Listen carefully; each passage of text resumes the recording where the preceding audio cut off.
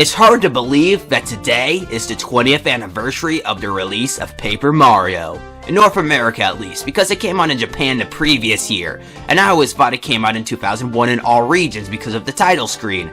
And by the time the real 20th anniversary came along, I didn't have anything prepared. But I do this time, and not only are we gonna play the first game, but the whole original trilogy. The Paper Mario games are really special to me. I love so many things about them. The story, the characters, the gameplay, the aesthetic, the music, the bosses, the collectibles, the sound effects, and so much more. They're also some of the first RPGs I ever played and got me into the genre. I just have so much to thank the Paper Mario series for. Before we begin though, I should mention that there's gonna be major spoilers in this video. Yeah, I couldn't really help it, but oh well, I couldn't make this video without them. Anyway, let's not waste any more time and play Paper Mario 64. When we turn the game on, we get a really good opening cutscene. Up in the sky, a realm known as Star Haven exists. Inside, entities known as the Star Spirits have been watching over the world since the beginning of frickin' time. They watch over the Earth and are responsible for granting people's wishes using a powerful magic device called the Star Rod. But they only do so if the wisher is pure of heart. Bowser obviously isn't, so they never grant his wishes. So he decides to go up to Star Haven to give them hell. He steals the Star Rod and turns all of them into cards. Bowser pretty much has an infinity gauntlet with no side effects in his mitts, and now is practically a god. All hope is not lost though, because one star manages to escape. Whatever will he do? Yeah. The awesome title screen! So much nostalgia. Must I cry? The hardest part of making this whole video is honestly deciding what save file to delete. I've got my 100% save file, my first save file, my cousin's save file, and a save file for my last playthrough. I think I'll delete the last one, because it holds the least value to me. What should we name our save file? Well, I can't put Alpha Leaf because it's only 8 characters, so I guess I'll put Alpha Left. Yeah, Alpha Left. I should rename my YouTube channel that. After creating a new save, Mario and Luigi get a letter delivered to them by Princess Peach. She's throwing a huge celebration with many people from across the Mushroom Kingdom and beyond attending. She of course invites the Mario Bros, who happily walk over to the castle. In here, many characters are found, a lot of which play a bigger role later in the game, but that's not important because Mario makes his way to the top hallway so he can have some alone time with the damsel. Both of them are about to chat on her balcony when the building starts shaking. Out of the ground, straight below her castle, emerges Bowser's! The building gets transported skyward as Mario and Peach frantically run around with their hands in the air until it's in space. Next, Bowser barges in, and in doing so, he just sucked all the air and created a vacuum that sucks all the air out, and everyone will be dead right now, but apparently they're not. What happens next is a predetermined battle that ends the same way every time. Mario jumps on Bowser. Bowser swipes back a few times before he whips out his rod and makes himself invincible. Mario doesn't stand a chance. Bowser easily wins and throws him out the window. He could have just wished for Mario to die, but it's a kid's game.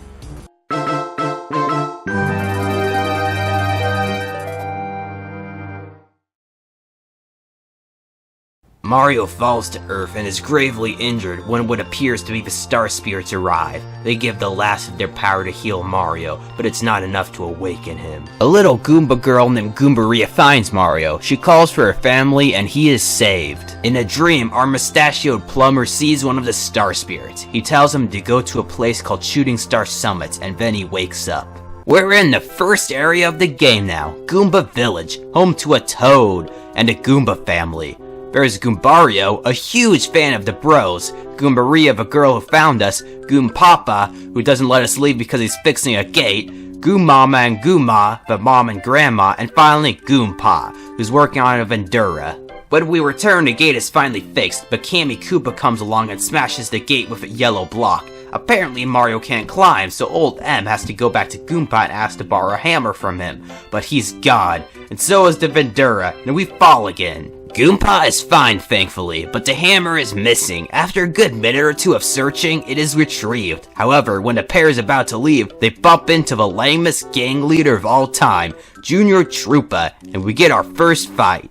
Now's a good time to explain the gameplay of Paper Mario. It's an RPG with platforming elements. You move around in a 2.5D world, jump around, talk to people, and overcome obstacles. When you run into enemies, you'll be taken into a battle sequence, where many options are available to you. Mario is able to jump, use his hammer, use items, do nothing, or run away. Jumping and using your hammer attacks that do the same amount of damage normally. Jumping can attack enemies in the air and hit any enemy. The hammer can hit any enemy with spikes without hurting you, as well as having the advantage of being an all-in-one attack to overcome enemies with high defense. There's also special collectibles called badges found throughout the game. Each badge has a special purpose, whether it be to increase Mario's HP, give you a new attack, or let you see enemies' HP. To equip badges, the player must have the right amount of a stat called BP, which can be increased by leveling up. FP is your MP, and it's pretty self-explanatory what everything else does. Even leveling up is different in this game. In most RPGs, the number of experience points needed to get to the next level is always different, but in this game it's always 100. Now, it's not like you can just grind on the weakest enemies in the game to level up. The higher level you are, the weaker the enemy, the less experience points they're gonna drop. And the experience points in this game are called star points. When you get 100 of them, you get to choose what you want to level up, either HP by 5, FP by 5, or BP by 3. I love the gameplay of Paper Mario. It's not like Final Fantasy or Dragon Quest or even Pokemon. It's its own thing and it works. Mario then defeats Junior Troopa, who runs off never to be seen again, and the duo makes their way home. Goomba gives Mario his first badge, and Goombario joins Mario's party. Now it's time to explain how partners work. Unlike most other RPGs, you can only have one other party member out at a time besides Mario. They all have a function outside of battle alongside 2 to 4 attacks inside. In this game, partners don't have HP, so no need to worry about that. Every partner in this game will have their own function, so everyone will be sure to get some screen time. Now, let's destroy that block and blaze down this trail, defeating Goombas along our way. After a while, we meet the Goomba Bros. Not too tough, honestly, but they mention their boss, the Goomba King. This guy's on some serious stuff to be this big. I mean, it's not like the leader of a country is that much larger than anyone else. Well, except for maybe Donald Trump. But, I don't want to get political here. I don't even know anything about him other than he's fat. His goons die in one hit, and we finish him in like 2 turns. Then they hide in the castle, and one of the goons has the brilliant idea to hide a switch that turns the castle into a bridge outside in the grass. Mario presses it, the Goomba King tries to trick Mario, too late, and they get launched into oblivion. Now the road to Toad Town is back open. After learning of the Goomba King's defeat, Bowser is pissed. All the Star Spirits are being held in fortresses around the world, each being protected by a loyal minion. The one nearest to Mario is the Koopa Bros fortress, and the king has his doubts. But then, the Koopa Bros rush in to reassure Bowser, with a special teamwork attack destined to crush Mario once and for all. But they left the fortress completely undefended, so Bowser is still pissed. As this is happening, the duo finally enter Toad Town, home to Luigi, a post office, a Toad House, a house owned by Merlin the Wizard, and Shooting Star Summit, the place we're supposed to go. Living there is a hot, faceless fortune teller, who Goombario has a crush on, along with her younger brother, who trades star pieces for badges. Star pieces are collectibles in the game, if I haven't already explained that. At the peak, the duo once again meet the Star Spirits, but it turns out they aren't really there, but more or less are making telepathic contact. It is explained to them how the Star Spirits have been scattered and imprisoned by Bowser's minions across the world. The one nearest is in Koopa Village, our next destination. Meanwhile, Princess Peach is sad she can't do anything to help Mario in her castle, when all of a sudden, a novice star named Twink comes to the rescue. Well, he can't really do much except give Peach's lucky star to Mario, but it's better than nothing. When Mario gets it, he's now able to do action commands, little actions you do while attacking to maximize damage. For instance, if you press A exactly right before you hit an enemy while jumping, you do double damage. Honestly, I find a lot of them annoying. This game is so much harder if you can't do them right, and some attacks won't do anything without getting the action commands right. It kinda takes away the best thing about an RPG, being able to use your mind instead of your reflexes. I'm not gonna lie though, it does make battles more engaging. Blocking our path to Koopa Village are a bunch of strange looking toads. Thankfully, we finally get to meet Merlin at least, who tells us a boring story and reveals that the toads are actually the Koopa Bros. Finish it right there! Come on! Oh, darn it, they got away! Well, guess we'll have to follow them.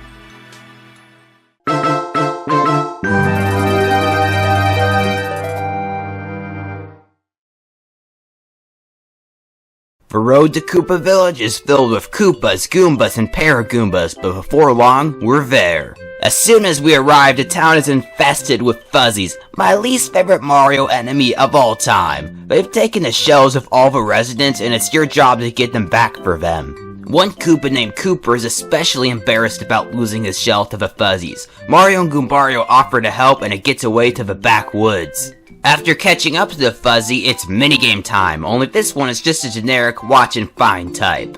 After winning, Cooper returns and Big M gives him his shell back. Cooper is so happy he joins the party, and as soon as he does, a fight with a herd of Fuzzies commences. Cooper is great for attacking spiked enemies since he can hide in his shell, and outside of battle he can be thrown as a boomerang, kind of like a primitive version of Cappy. With him in tow, it's now possible to overcome the obstacles blocking us from the Koopa Bros fortress.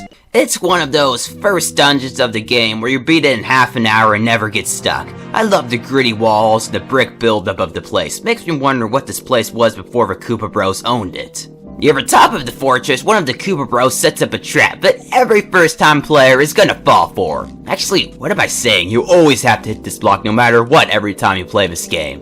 The trio falls into a dungeon where they meet our first paper waifu, Bobbette, years before Bowsette. I can't believe I wrote this down. What am I doing with my life? And she's not a trap or a meme. She's a sentient shell-filled powder thing, so, she once worked for the KBs. They worked her and the other bombs to exhaustion, so she blew up in their faces one day, and the Koopa Bros locked all of them in the dungeon. Bombette, desperate for freedom and revenge, joins Mario's party, and a new quartet escapes. She can blow stuff up, obviously, which opens up cracks in the wall like in Zelda, and inside of battle, her attacks do a ton of damage. After solving many more puzzles, we finally reach the top of the fort, and it's time for the Koopa Bros, Bowser? This was honestly really funny to me when I was like 12, and this is funny to me now. The parade float is pathetic, but the real fight that follows after its destruction is no joke. At this point of the game, most players will have 15, maybe 20 HP, and the Koopa Bros attack does 4 damage at the start of the fight, but it does less and less as more Koopa Bros are defeated. Still, 4 damage is a quarter of your HP, making it semi-challenging this early on. Once you've defeated 2 of them, it's a wrap for the TMNT knockoffs, only being a matter of time before they're knocked off the walkway and fall into their own dungeon, with the Bowser float blocking the path out. With them out of the way, the first Star Spirit, Eldstar, is free. Around the same time, Peach escapes her room and reads Bowser's diary, which is hilarious, honestly. I wonder if the Joker keeps his own diary. The Turtle Tyrant is stupid enough to write the location of the next Star Spirit in it, Dry Desert, which Twink relays to Mario. Now that Eldstar is free, he gives us the ability to use another cool mechanic of Paper Mario, Star Powers, and the one Eldstar teaches to Mario is Refresh. Each time you rescue a Star Spirit, you'll gain a new ability to use in battle, as well as your star meter rising up a number. To use them, players must have the right amount of star energy. Once it's used up, the only way to restore it is to either use a Toad House, wait for it to replenish slowly each turn, or to replenish it fast by using a turn to focus. They can completely turn around the battle for you, but have just enough nerve to keep them from making the game ridiculously easy. Alright, let's head back to Toad Town. Aw, come on! This guy? I thought we beat you! Okay, so you're a little stronger. You can have an eggshell. Increase your defense. Big deal. And after defeat, he's never seen again.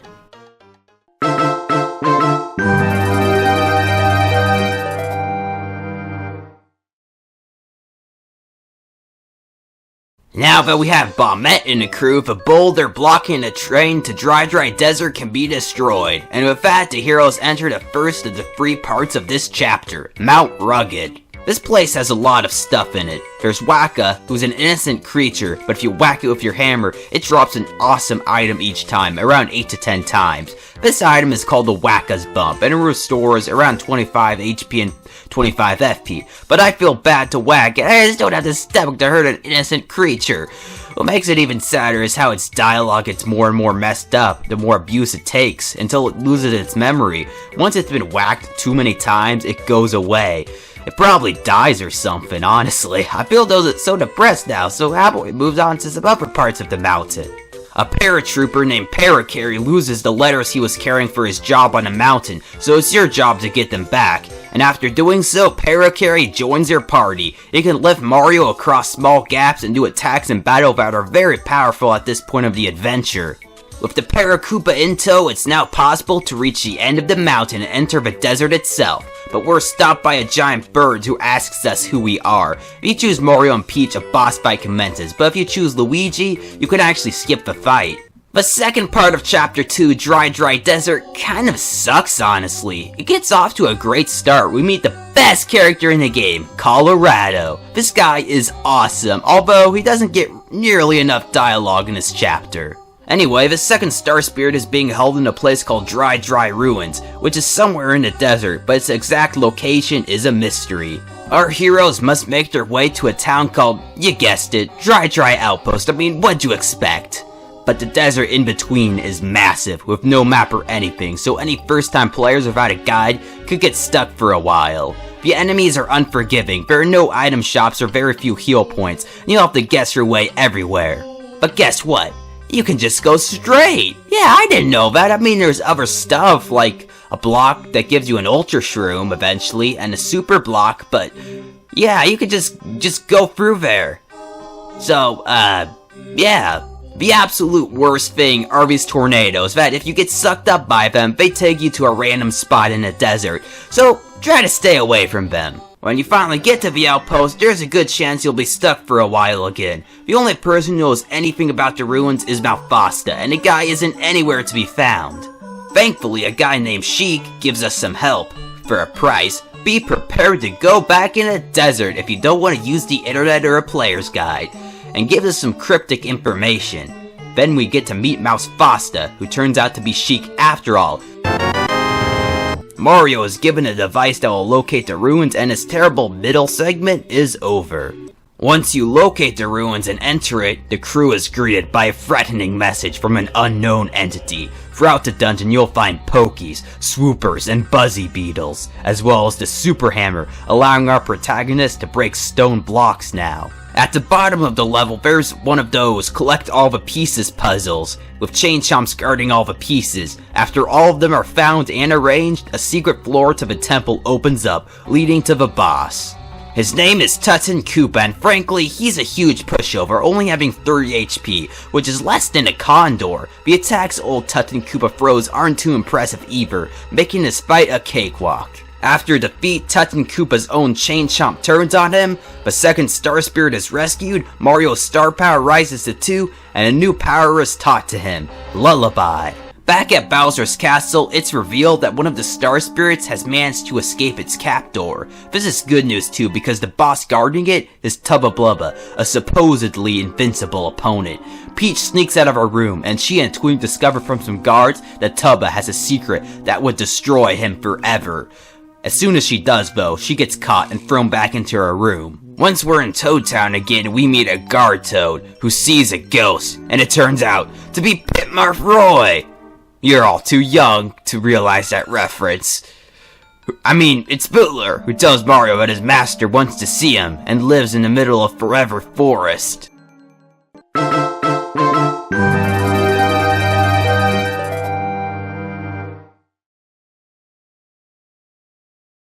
The Forever Forest is sort of like the Lost Woods from Ocarina of Time, only with clues to guide you through instead of pure guesswork. It's kind of creepy though, at least to young kids. Once through the woods, you get to the mansion itself. Boo's Mansion. And I gotta say, that is the most stereotypical Mario haunted house name of all time. Like, seriously, the only more generic name I could think of would be like Haunted Mansion or Ghost Mansion. Like, you couldn't think of anything better? I mean, never mind. Inside, you collect items, play minigames for items, solve puzzles, and get the super boots, allowing Mario to do a spin jump. Well, it's not really like a spin jump, it looks more like a ground pound, so that's a lie. After getting this new power, use it to find a photograph of a Boo and put it in a portrait. Now access to the top floor is granted, and we get to meet my favorite character, Lady Bo, the master of Boo Mansion. Look, I know it's completely immature of me to say this at 18, but she is hot. I mean, look at those eyes, and listen to how sassy her dialogue is. I had such a big crush on her as a kid. Probably bigger than any other character except for Melody Pianissima and Cremia from Majora's Mask for some reason. I really don't get why my thing is Ghost Girls, but there's a lot of other problems in my life to resolve before that, so, I've been lost cause. Why am I still alive? Why am I here? As it turns out, the star spirit that escaped got captured by the Boos, but being the amazing entity she is, a deal is struck in. Since Tubba Blubba has been eating her people and Mario would have had to defeat him anyway, why not stop Tubba Blubba for her, and then get to free the star spirit anyway? Sounds like a fair deal to me. And even better, she joins your party. Both outside and inside a battle, she can turn Mario invisible. But for her basic attack, she slaps the crap out of enemies to death. One drawback though is for the action command, you have to basically move the control stick back and forth. One problem, this is the Nintendo 64. Guess what's gonna happen? Yeah, your control stick's gonna break. I think it's one of the main reasons why so many of my controllers are broken. That and the Mario Party games. It's a good thing I got a controller stick replacement, or I'd be screwed right now. The next area, Tubba Blubba's castle, gets me so paranoid. On the road there called Gusty Gulch, Tubba Blubba eats some more Boos. Disturbing! Inside his castle, you have to use Bo's ability to get past these annoying UFOs, and the castle's overall one of those key-to-key dungeons. When Tubba Blubba himself shows up, you gotta hide behind his bed and wait for him to fall asleep. As it turns out, Tubba Blubba is a big pushover, and only became invincible because of Bowser. Everyone who has ever played this game opens a chest to find a key to the windmill, only it turns out that to be alive, the thing screams for help, and we are in for the chase of our lives. I don't know what it is, but I am always so terrified of this fling segment. It's not scary, but I'm scared of losing if you get what I mean. I actually don't even know what happens if he catches up to you. But I don't want to find out. Thankfully, Mario and friends make it outside where some Boos hold down the door, giving them some time to escape to the windmill. At the bottom of the windmill is Tubba Blubba's heart. Disgusting, I know. Who thought this was a good idea, by the way? And how does Tubba Blubba survive without a heart in him at all times? Is he really the heart, or is his body himself? I don't understand the logic at all. The heart challenges Mario to a fight because, you know, it's pretty obvious that a single organ in the body can fight the entire body. This thing can do a super attack, but takes a turn to charge up, but Bo completely counters that. Just before utter annihilation, the heart runs back to Tubba Blubba, and now the real fight begins. Only no, there is no real fight. This guy only has 10 HP, so it's over. He regurgitates all the Boos he consumed. Bo permanently joins the party, the third Star Spirit Scholar is saved, and Mario learns a new move, Starstorm. As you can guess by now, there's a Peach interlude scene next, where Bowser asks Peach about Mario's biggest fear, and you can answer them with stupid things like mushrooms and sodas. And Mario will actually get these items later on if you choose them, so it was amusing to me when I was 12. Okay, let's head back. Wait, this guy again? Oh, come on! And he's a vampire now too. After defeat, he runs away, never to be seen again.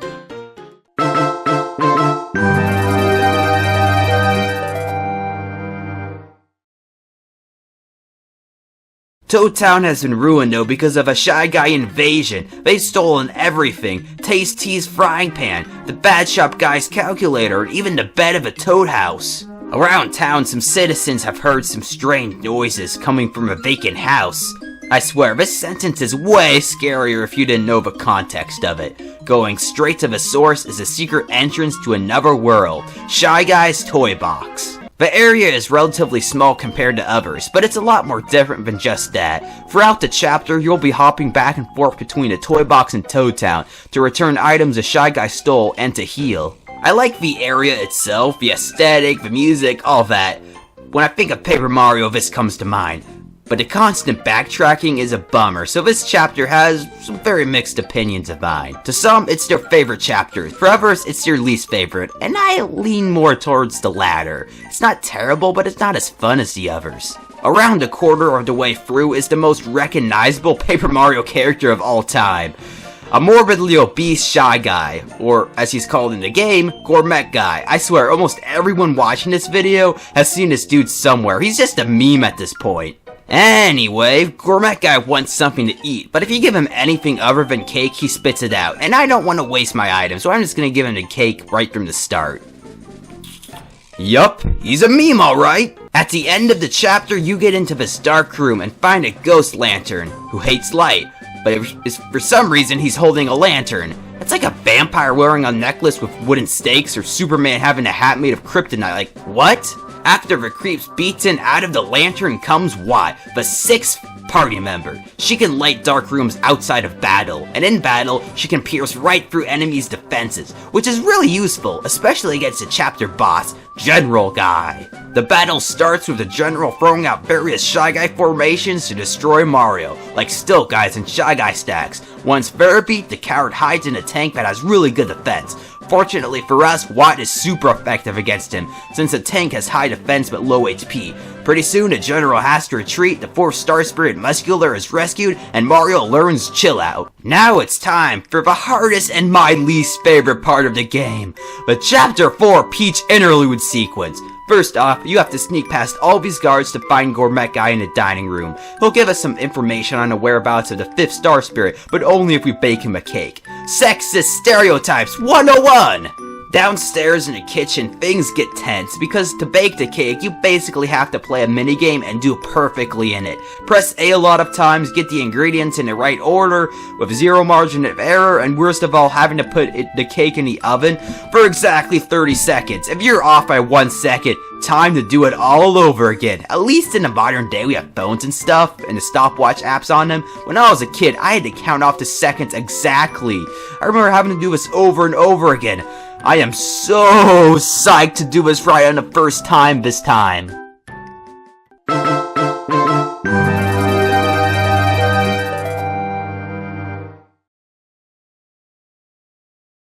Oh boy, now it's time for my favorite chapter of the game. Before leaving, we once again run into my favorite character, Colorado. He too wants to go to the island to find ancient artifacts, but unfortunately for everyone, there's no boat to be found.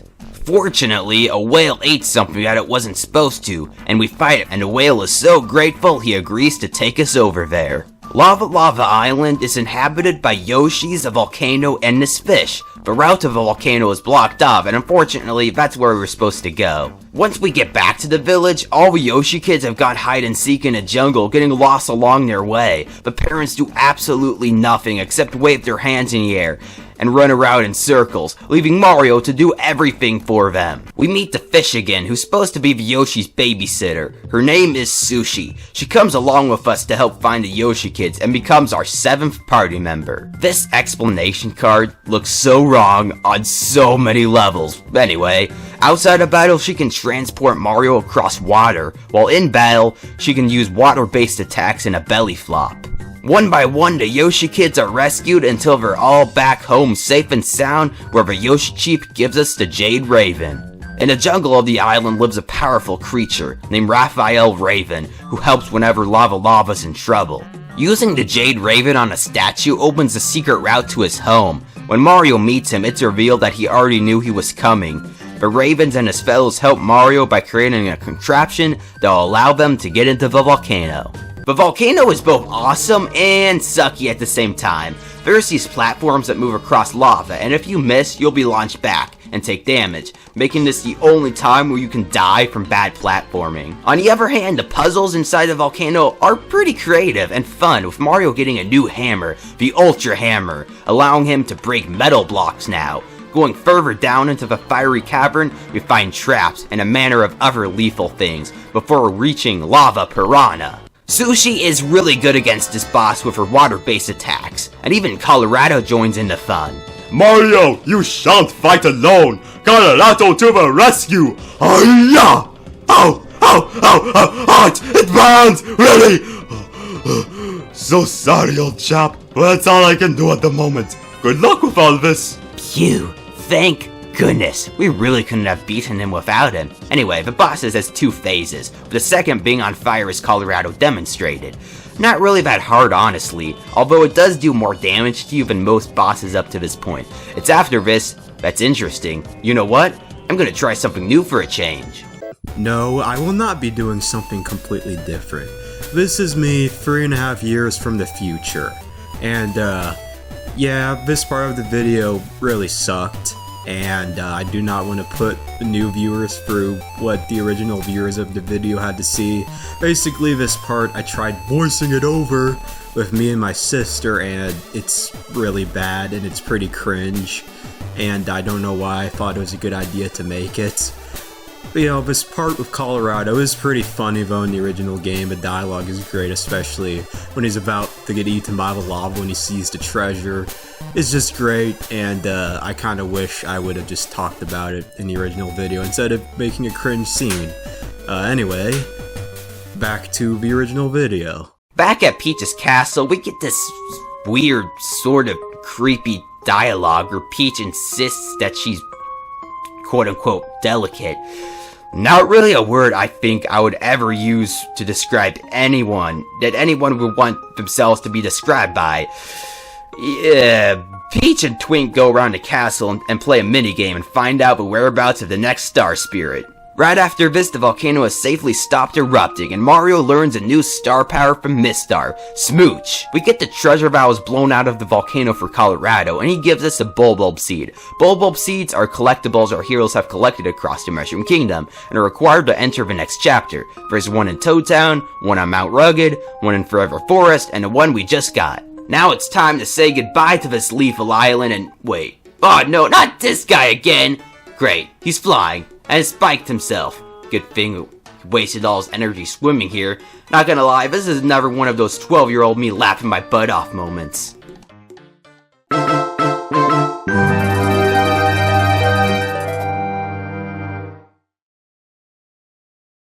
After getting all the Bulbulb Seed and giving them to the girl in the Toad Town Flower Garden, a gateway opens to flower fields. The sun has been blocked off by a lot of clouds made by a dude called Huff and Puff, so all the sentient plants in the field will die unless he's stopped. Overall, this is my least favorite chapter in the game. I don't know why, it just is. I guess it could be because of how the way the area works. You go on this path to find a plant character who gives you an item. Next there's a fruit, and you use it to get to the next area after that. Rinse and repeat. Plus, there's no heal areas, meaning players have to go back and forth between Toad Town to heal, which gets really annoying after a while. There's not a whole lot of interesting characters, very few interesting puzzles, and the whole theme of it is just boring. Sorry if this chapter is your favorite, but it's not for me.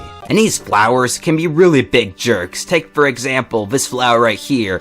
There's this Lily who needs a water stone to fill her area with water, and she doesn't do it, she'll drop and die. But this flower won't give it to Mario unless he finds something else to trade it in return. I mean, what a jerk flower. Strangest of all though is in this tower lives the sun. Yes, the sun. He doesn't even rise up in the sky anymore because of Huff and Puff's clouds that block his light. So he just sits here.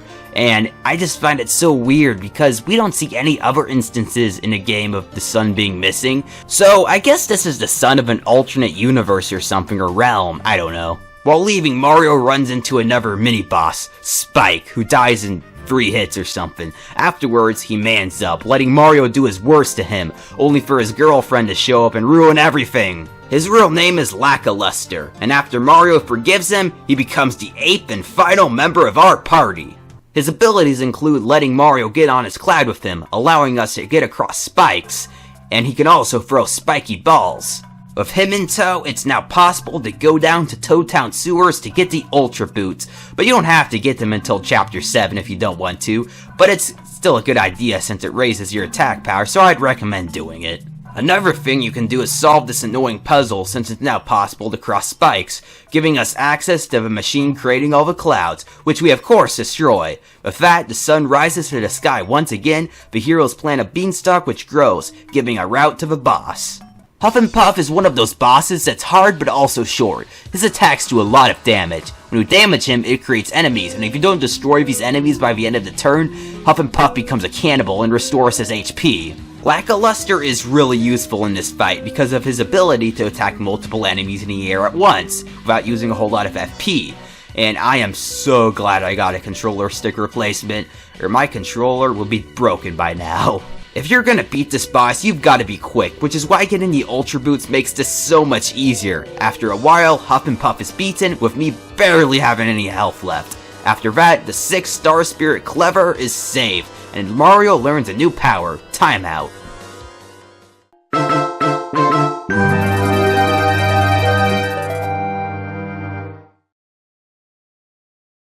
When Mario gets back to Toad Town, Merlin once again calls for him because this time he has a visitor.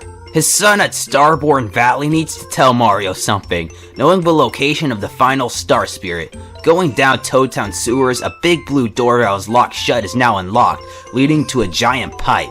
Going down the pipe, you get to Shiver City. Shiver City is lighthearted with tons of cute penguins, happy music, and your Christmas/wintertime vibe. Unfortunately, you can't get past this gate that leads to the valley without the mayor's permission, so you go back there and find the guy dead. And guess who gets accused of murder? That's right, you do.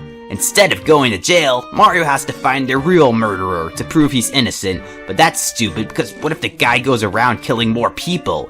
The prime suspect besides you is an author and friend of the mayor's, Herringway, the mystery novelist. We crack the pond open, get a key, go into a warehouse, fall down a chimney, and end up in his house to tell him everything that's going on. Once getting there with him, the mayor wakes up, revealing to everyone that he just slipped and fell.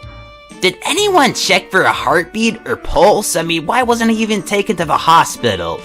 And if you think this is dark for Mario standards, just wait until we get the 1000-year door in Super because this completely blows it out of the water. In any case, now that the mayor's okay, our protagonists are now free to leave Shiver City and go into Starborn Valley. Okay, oh come on, not this guy again. Great, he can learn magic. Still no match for us though, kid. After defeat, he freezes, never to be seen again. The valley is guarded by a mysterious creature that turns out to be a bunch of star kids. There we meet Merlin's son, Merle. He tells us about the location of the final star spirit, the Crystal Palace. The method of entry to the palace has been all but forgotten, except that it has to do something with clothing. Merle gives Mario a scarf and he leaves Starborn Valley and heads back to Shiver City, talks to the mayor and gets a bucket. Back at the beginning of the path to Starborn lies a row of snowmen. Only one doesn't have a scarf, and the other doesn't have a hat. Using the items, we get the snowmen to come to life, where they open a door to the mountain that Crystal Palace sits on. The mountain has some very strong enemies with quite a bit of HP, not to mention they always come in groups. Halfway through the mountain is a secret area, home to the spirit of an ancestor of Merlin and his relatives. She tells a really long story, like her number of generation grandson. And Mario just doesn't fall asleep this time. Oh no, he gets a snot bubble growing out of his nose. Gross. Actually, is this even possible? Because I'm wondering, but I don't want to look this up. Ugh.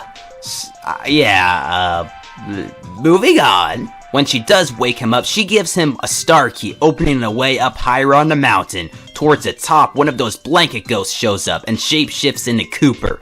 Thankfully, that's sorted out okay, and we enter the Crystal Palace itself. It's one of those mirror-like dungeons where you need to switch between two planes of existence. There's also places where, let's say, a switch only appears in a mirror, but you can still hit it. Like the outside, doppelgangers show up, first being semi-convincing, then getting to the point of this. Let's be honest, everyone thinks that somehow Cooper got transformed into someone else, but no, these are just really bad disguises. I do really like the music of this area.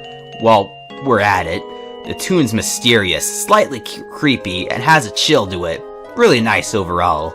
The boss of Chapter 7, the Crystal King, is fairly tough. He has attacks that will do a lot of damage. He can cast illusions of himself to try to get the player to waste turns, and worst of all, he can heal 20 HP at a time. So if you're gonna do this, you've gotta do the same strategy as the last boss. Attack with all your big guns as soon as possible. Sure, he's gonna heal, but there are no extra forms or phases, making going all out effective.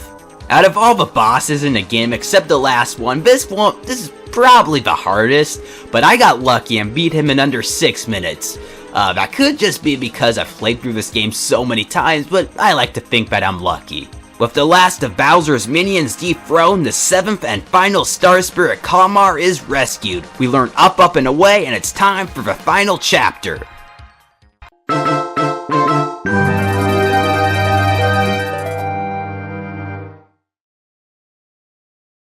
Now that all the Star Spirits are saved, the portal opens back at Shooting Star Summit, leading to Star Haven. Inhabited by stars and home of the spirits, it's the final town in the game. They give Mario a final power, Star Beam, allowing him to take away Bowser's invincibility, and they also give him a ship to get to the castle. As they fly up in the sky, all the Toads wish for the safety of the princess and Shroom Cake. Bowser's Castle is of course the hardest part of the game. Hard puzzles, few heal spots, almost no places to buy anything, and very strong enemies. Oh, and these sentient doors with Bowser's face, who are tricky jerks. Well, at least they keep their word. Oh, and I'll never forget this part, no matter how long I live. I'm flushing the toilet. Towards halfway through the castle, there's a memory game, which I failed. If you do, enjoy finding 3 of the literal toughest enemies in the game. I really hate some of these segments though. The Darkroom one, the Switch one, and the one where you have to choose the right path. At the very end, the Koopa Bros return! Aw man, I can't wait to fight these guys oh, no! Come on! Not this guy again! He's the toughest ever, using every skill he's used, from extra defense, magic, and flying while spiked. After defeat, he runs away, never to be seen. Oh, okay, we all know he's gonna come back. When that's over, we finally reach Peach's castle on top of his, and it's time for the final boss. Making his way to the top floor, Bowser and Mario have their final battle. Bowser uses the Star Rod to make himself invincible, followed by Mario using the Star Beam to take away its power. Bowser isn't hard at all, making you think this fight was anticlimactic. But all of a sudden, it turns out this wasn't the final battle after all. Bowser takes Peach to the very top, and now it's the real endgame. The Koopa King uses the Star Rod, combined with Kammy Koopa's magic, and an arena machine to give him so much power, the Star Beam no longer affects him. Things are looking bad when Twink comes in to rescue Peach. Kammy Koopa challenges the duo, leading to the lamest battle in the game. Peach's focus keeps making Twink stronger and stronger until Kammy Koopa is helpless. With her out of the way, Peach wishes with all her power and might, and along with Twink, the Star Spirit's power is increased manyfold, upgrading the Star Beam to the Peach Beam. The Peach Beam allows Mario to temporarily disable Bowser's shield, but the reptile is no pushover. His attacks do a lot of damage. He can stun your partner, poison you, and like every other late boss in the game, he can heal. Not just heal, but heal a lot, like 30 HP at a time. Not to mention his max HP is 100, and when he turns invincible you have to waste a turn to destroy his shield again. It seems like every time you get close to defeating him he heals, but every time he does he has less than the last time. Use all of your powerful attacks, equip good badges, bring good items, choose Watt for your partner, and pray to the stars for victory. Eventually Bowser will be stupid and not heal, giving you the opening you need to destroy him once and for all. Now that he's finished, the Star Rod has returned to the Star Spirits. But oh no, the machine used to power up the Koopa King has malfunctioned, creating a huge explosion blowing Bowser and Kammy Koopa away. Thankfully, with all their power restored, the Star Spirits protect everyone else along with the castle, bringing it down back to the original spot. The adventure is over, the princess is safe, everyone's okay, and the Star Spirits thank Mario from the bottom of their hearts. Also, Twink is rewarded for all his hard work and determination, earning a spot among the stars. Before leaving, Twink wants to say something to Peach, but is too shy to say it. Cliché, and kind of awkward. Poor guy though. I know what crushes are like, dude, I know. Several days pass and a party is held at Peach's castle with many characters throughout the game attending. There's all your partners, the magician family, Toads, along with many, many more NPCs throughout the world. Peach congratulates everyone, and now we get to see one of the best credit sequences of a video game ever. A parade where we get to see even more characters, including Luigi. The floats have so much detail dedicated to them too. The background changes, it just feels so rewarding to see. Even Junior Troopa shows up once again in his final appearance. Sadly, the other two pre-Sticker Star Paper Mario games don't really have their own parade, which is disappointing because I freaking love it. Afterwards, Peach and Mario head over to his house to watch the fireworks, ending the story. And that was Paper Mario, one of my favorite games of all time, ranking around, I'd say, 5th place. I love this game so much, but I can't lie, this playthrough wasn't as much fun as earlier ones. I mean, this is my 7th playthrough and all, but I still had loads of fun. It's a masterpiece. The worlds, the story, a unique style of graphics and gameplay, the characters, music, etc. It was a real treat to make this video. Up to this point, this is probably the best one I've ever made. At least I hope so, but knowing me, this video is gonna be trash still. For me, the most unbelievable thing about Paper Mario, other than it being 20 years old, is that there's no remake. Oh well, at least we got sequels. We got 2 good ones, 1 crappy one, 1 mediocre one, and 1 I've actually haven't played yet. And like I said before, there's gonna be videos about the next 2 installments in the series. Stay tuned everyone for next time, where we play Paper Mario The Thousand Year Door on the GameCube. This has been Josh from Alpha Leaf Gaming signing out.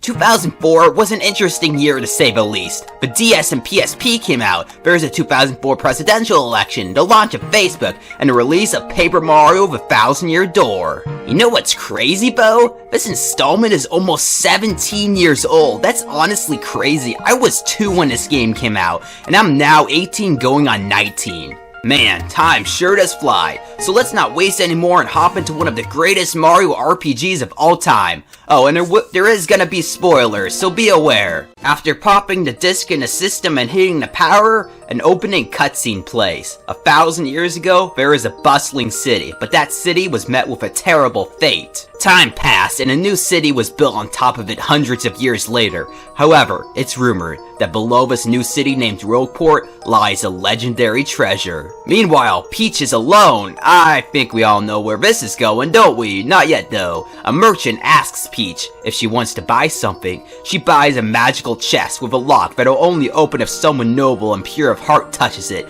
Peach is somehow, I guess, and the chest opens and inside is the title screen. Sheesh, it's been way too long since I've played this. Well, actually, only like 3 years, but that's still too long. Also, I apologize for the really crappy footage. I'm using a DVD recorder with composite. I mean, this would be acceptable in 08, but no, it's not acceptable nowadays, so sorry for the crappy footage. Like the previous game, it starts off with the bros chilling at their house when they get a letter. Not just any letter though, a letter from Princess Peach. It turns out that a treasure map was inside the chest. It could even lead to the mythical treasure of legends. Oh, and Peach kind of forces Mario to come along. So he does. After taking a boat ride, he finally reaches his destination, Rogueport, the same location of the city of old. While he's about to climb the stairs off the docks, someone shows up. It's the first waifu. No, I can't take it. It's the first waifu of the game, Goomba. She's been asking around town about something called the Crystal Stars, which gets the attention of this guy. You know, it's a real good thing Mario's here right now, or she'd probably be a victim of human trafficking. Anyway, time for the first fight of the game. This guy's name is Lord Crump, pretty fitting as he's a complete pushover. Now, I don't think it's necessary for me to explain the gameplay since I did that in my last video, so instead I'll just explain some new aspects of the game. One major difference between the first Paper Mario and this is that in this game you actually start off with action commands and your hammer instead of having to wait. After you wipe the floor with him, he sends in the GameCube Test Demo Squad. Thankfully, you don't have to fight them, or even have to struggle to get away, and they don't even follow after you, which is nice. After getting away, Goombella introduces herself and gives Mario a little reward. No, not that, it's just a kiss, you creeps! Goombella's a college student. Oh, me too! She came to Rogueport to meet her college professor and look for the legendary treasure. Oh, and Peach got kidnapped. Go figure! Goombella then joins your party. She has the same abilities as Goombario did. She can tell Mario information, and in battle, she can do a head bonk attack like Mario's jump. And I'm not gonna lie, she is super cute. Like seriously, she's probably my biggest Mario waifu after Bo and Melody Pianissima. After that, we reach the house of her college professor, Professor Frankly's house. As it turns out, the map Mario got from Peach is actually a secret treasure map, and reveals the location of the Crystal Stars. The Crystal Stars are the key to finding the legendary treasure, but to get this info, they must make their way to the 1,000-year door. The door is beneath the city in its sewers, where the ruins of the old legendary town remain. Professor Frankly comes along with Mario, and a trio makes their way down. As soon as they enter, a Goomba, Paragoomba, and Spike Goomba want to have their way with Goombella. Like, I'm not even kidding, they want to hang out. It still feels that way. I don't get it. Frankly is not a partner, unfortunately. Wish he was, but the two are enough to defeat the Goomba gang. Now, can I just take a moment to talk about how much I love Rogueport Sewers? It's one of my favorite areas in a video game ever. There's all kinds of ruins down here, but music is pretty great. There's a lot of enemies down here that are cool. There's a lot of items to find. People live down here, and best of all, if you get a new ability, whether it be a new partner or move or something, just come down here. You're gonna find something. While exploring, you discover a black chest with something inside. Okay, this is a red flag. This person will be dead by now, so it's definitely a supernatural thing.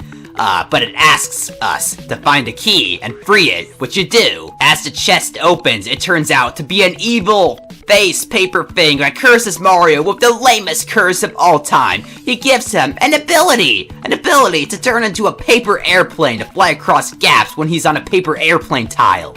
This is some quality Paper Mario charm. Where it makes fun of itself, and it doesn't make any sense. With this newfound power, the giant ledge can be reached over, granting access to a giant room. The room of the 1,000-year door. Standing on a pedestal, the magic mat our plumber has glows, and a new power, Sweet Treat, is granted to Mario. One of the many star power moves throughout the game that work just like star spirits. This one restores some of Mario's HP and his partner's HP, as well as FP. Oh, and a new spot shows up on the mystical map. The spot shows the location of the first crystal star, Petal Meadows. Frankly has always had a suspicion of the area, and even worse, he told Peach. And that isn't good, cause we all remember what almost happened to Goombella, so we better hurry up. Before we continue on, I think now will be a good time to mention some changes in gameplay from the first game. First, there's super guarding. If you have B right before an enemy hits you, you not only will take no damage, but the enemy will take damage. Your partner also has HP now instead of being stunned when it took damage like in the first Paper Mario. Then there's stylish commands. For instance, press A right before using a hammer attack and your SP will be slightly replenished. And lastly, and most importantly, is your audience. More and more crowd members come in the longer the battle has been going on, and they give applause to restore your SP. They can give you stuff and even hurt you. As you level up, the audience grows and grows, and even more things can happen on stage and in the audience. These new additions really spice things up. Sometimes they can be annoying, but overall, I love them. Anyway, now that I've explained all that, back to the main story. There's a pipe that leads to Petal Meadows down in Rogueport Sewers, but there's no way to get to it. There is, however, a tentacle of a blooper. You whack it and it's time for a boss fight. After it's gone, some moving platforms appear, allowing the duo to get to the pipe. Right after reaching the other side, something appears in the sky. It's a dragon! Which is both scary and weird because Frankly said that this place was peaceful. As we go on and fight enemies, we reach another town, Petalsburg. This game totally ripped off Pokemon Ruby and Sapphire. It's the Koopa Village of 1,000-Year Door. There are many Koopa citizens, including this young lad who's frickin' depressed. Me too, man. Me too. The mayor of Petalsburg is an old man with fuzz things over his eyes for some reason. Mario tells him about the crystal stars and offers to fight Hooktail the dragon for him. However, to get there, he needs some special stones in the fortress to the east. Just when you're about to leave though, that same depressed Koopa team wants to tell you something, but is too shy to spit it out. Me too, buddy, me too. The fortress the mayor was talking about is one of those first dungeon in the game types. It's short, but in this case the enemies are not easy, because some can't even be killed with normal attacks, instead needing a POW block. Hope you knew that! Other than that, the fortress ends with a game show hosted by a Thwomp, another Paper Mario series staple. Thankfully, the questions are really easy, but I have no clue what happens if you lose, and I really don't want to find out. Once you either win the game show or win the fight against whatever enemy would be thrown at you, a passage to the underground area opens. Down here are my least favorite Mario enemies once again, Fuzzies. I hate these things. They can suck your HP, meaning they're basically leeches. Two stones are located down here as well, the Sunstone and the Moonstone. Another thing ripped off from Pokemon, and no, they don't involve Jigglypuff and Gloom. When you're about to leave, a golden fuzzy comes to stop you, with a huge swarm of other fuzzies. These things will do a lot of damage if you don't guard right. Thankfully, these ones don't suck up HP. Once that's taken care of, the duo will leave the labyrinth, the fort, and even Petalsburg. As soon as they get outside, they once again run into the introverted turtle teen. He introduces himself as Koops, and this time, he finally tells Mario what he couldn't get out last time. He wants to join Mario to defeat Hooktail! As it turns out, the boy's father had gone out to fight Hooktail years ago and never returned, so the guy wants revenge on the dragon. His girlfriend, friend that seems like a girlfriend, doesn't approve, leaving the poor old, cynical, depressed boy single. And he joins the party! Koops is basically the Cooper of this game. Outside of battle, he can be launched like a boomerang, but a new addition is added, him being able to stay in place if you hold X down.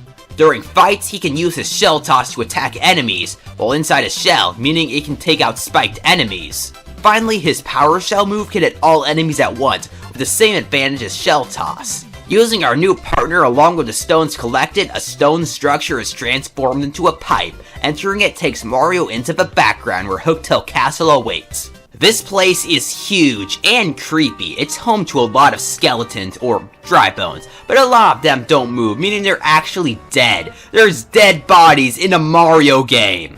One of them turns out to be Koops' father. Poor guy. His old man left us a letter at least. Hooktail has a weakness to something that starts with CR and ends with Icket. I wonder what that could be. Oh, and it turns out to be Colorado's father instead. No, not Colorado's father. Poor old chap. Continuing on is a bloody pile of bones that comes to life and packs the room with hundreds of living corpses, hammer aside the zombies and reach the ringleader, triggering a boss fight.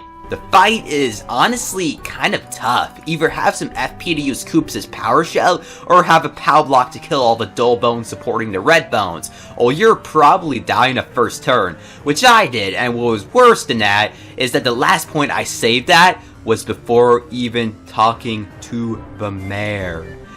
Yay! Yeah! Oh god, I have to start the whole frickin' chapter all over again because I didn't save. Why?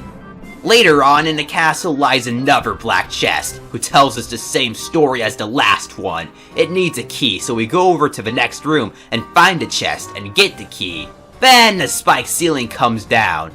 This is pretty terrifying if you ask me. Now, all first-time players are gonna assume that whoever's in there is telling the truth this time. Well, everyone is wrong, because it's just like the last one. The thing even gives you another beneficial curse, allowing players to turn into a piece of paper to squeeze through bars and such. In one of these jail cells is a badge that modifies the sound of Mario's jumping hammer to a cricket. I wonder if this is the right item. I don't know, there's so many things that start with CR and end with Icket. Like Crying Icket, or Chris Icket, or Croissant Icket, I don't know. On a higher floor, we meet a new character, Miss Mouse, another waifu. Even Koops seems to agree. Typical teenager. Even though I was one, like, what, how many months ago? Like, let's see, it's Well, as of recording this, it's February, and this is probably going to be out in March, so let's see, March to February, February to January, January to, December, December to November, and November to October, October to September, September to August. Okay, so I was a teenager like 8 months ago as of the time this video is being released, so, I can't really say too much about Coops. Going up higher and higher on the tower gets us right outside the dragon's lair itself. Hooktail is a piece of cake if you equip the cricket sound effect badge like I did, drastically reducing his attack and defense. He can breathe fire and do quite a bit of damage for this part of the game, and of course is a glutton. He even eats the audience later on. Right when he's beaten, a dragon makes the plumber an offer. Stop, and he gets 1,000 coins. Of course, he refuses, because that many coins can't even be held. Then Hooktail changes the offer to a super rare badge and even the opportunity to smell his feet. Thank God Mario doesn't have a foot fetish.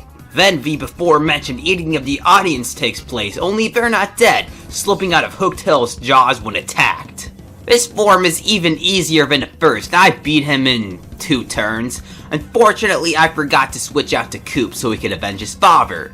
Oh well. Now, Hooktail regurgitates something. A Koopa? It's Coop's father, of course, who somehow managed to stay alive in someone else's stomach for 10 years by hiding in a shell.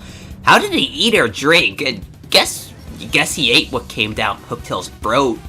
Also, wouldn't he get pooped out? Or how would he breathe? You know, I really don't want to think about this. The father and son reunite, and his dad even managed to save the crystal star, this one being called the Diamond Star. Mario gets it, learning Earth Tremor, having his SP increased by 1, and the chapter ends. At the same time, in the lair of the same people who managed to kidnap the princess, the leader of them named Grotus questions her. She accidentally tells him about Mario and how he has the map. Grotus sends out some of his minions, known as the Shadow Sirens, to deal with Mario. As for Peach, she's taken back to the room she's being held in. She goes into the other room available and takes a shower. Is this scene really necessary? I mean, it doesn't impact the story or anything. Oh well, I guess you could say there's implied nudity in a Mario game. Yay! As she puts her clothes back on and goes back to her room, a door opens to another room mysteriously. Inside, she meets a computer named Tech, who apparently is in love with Peach, but has no clue what love is. So the PC makes an offer to Peach. If she teaches him about love, she'll be allowed to contact Mario. She agrees, and Tech allows her to email all them, but Tech kinda just says he'll observe her. Kinda weird, and a little creepy. Meanwhile, Bowser is at his castle. Yes, not only does this game have Peach interludes, but Bowser ones as well. Kammy Koopa tells him about everything that's going on, Mario trying to collect the crystal stars, and how Peach has been kidnapped. Bowser is more angry about Peach getting kidnapped, so he goes along the Pedo Meadows to see what's going on, not knowing that Mario has already left. You know, I love this game to death and all, but the inner chapter periods can be kind of a chore at times, taking so long. Thankfully, the Bowser ones are a lot more fun. With the crystal star in hand, the trio heads back to Rogueport Sewers on the way to the 1,000-year door. Holding up the map along with the new star reveals the location of the next crystal star. We take it to Professor Franklin, who tells us of Boggly Woods, along with the creatures that live there. There's a pipe leading to it, very near to the 1,000-year door, but that can wait because Luigi's in town. He got recruited to help rescue a princess from a chestnut king or something. I can't remember, but he sure does tell some interesting tales. Anyway, back to the sewers lies this creature. Using the paper fold ability we got in Hooktail Castle, it's now possible to get through these bars. On the other sides, our heroes meet Punio, one of the creatures that live inside the Great Boggly Tree in Boggly Woods.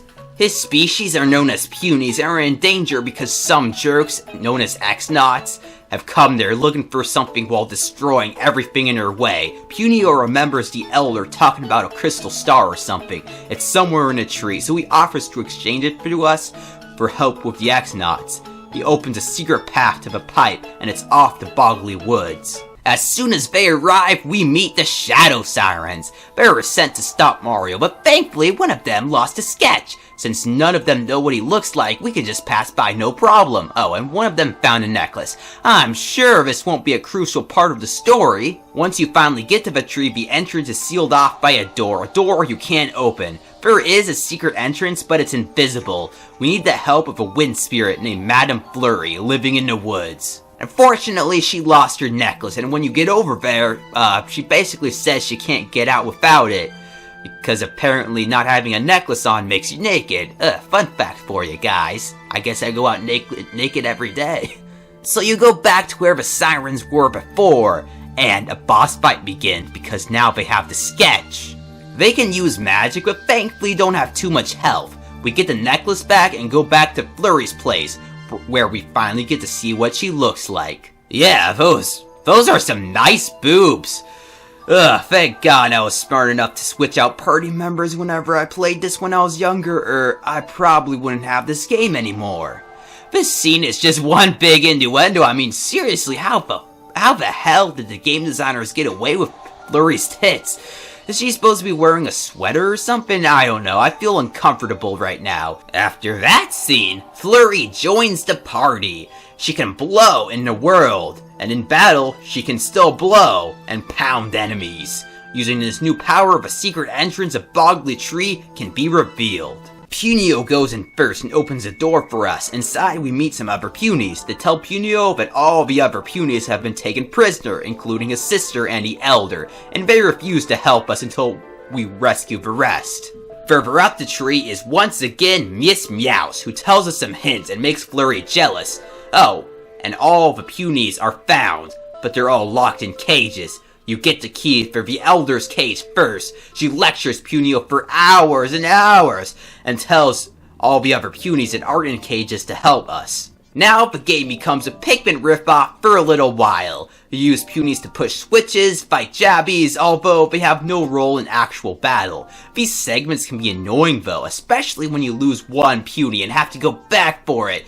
You even have to use Flurry's wind to make them move sometimes, and don't get me started when enemies come scaring them all away. You get a key later on, and use it to free all the Punies, boosting your total to 101. Going on further, the 105 Ed get trapped in a cage by none other than Lord Crump. Mario uses his paper fold ability to escape, go down a pipe and memorize some pattern, and go back to another part of the tree and enter the same pattern, earning himself the super boots. These allow him to break wood panels, freeing all the Punies. Finally, we reach the Crystal Star itself, but Lord Crump steals it for himself. Not only that, but the dude tries to blow up the tree by setting off a time bomb. So you have to chase him along, with 5 minutes to do so. But if you want to know what's annoying about the segment, the timer doesn't stop when you pause the game. It doesn't even stop when the game's loading. So if you have to take a pee, just do it in your pants because you have no time to waste. We finally catch up to him, starting our rematch fight with him. This time, he has a robot to help him, but he dies just as quick. I honestly forgot how broken the power balance is in this game. He does launch his arm to act as their own foes, but I just used items and he didn't live long enough to do it another time. With Lord Crump crumpled up again, the puny Elder gives Mario the second crystal star, known as the Emerald Star. He learns a new special move, Time Bomb, and the Great Boggly Tree is back to the way it was before. Overall, I don't like this chapter all that much compared to others, but it was still fun nonetheless. As you can guess, it's time for a Peach interlude. Tech becomes creepy again, they dance, she sends a message to Mario. Then we have the fun Bowser interlude, where you get to play a side-scrolling minigame as Bowser. It's nothing special, but it might look familiar if you've played another Paper Mario game. Foreshadowing. After that, Bowser talks to a Peach poster, thinking it's actually Peach. These Bowser segments are probably my favorite part of the game. After taking this one to the 1,000-year door, the location of the next crystal star is revealed. It's Glitzville in the sky, and the only way to get up there is through the blimp. Unfortunately, the only person who knows anything about it is a mafia boss named Don Pinta. This doesn't sound good so far. In fact, we don't even know how to meet him. Although, on the other side of Rogueport is another criminal leader who tells us how to get to him. For a price. It's basically like how you meet Mufasa in the original title. Buy some items in the right order at his shop, and once you do, you finally meet him. He says you can have the tickets, but only if you do him a favor. Thankfully, it's nothing illegal. You just have to find his daughter, who ran away with one of his men to get married. They show up on the docks, and when you tell them, they come in and beg for forgiveness.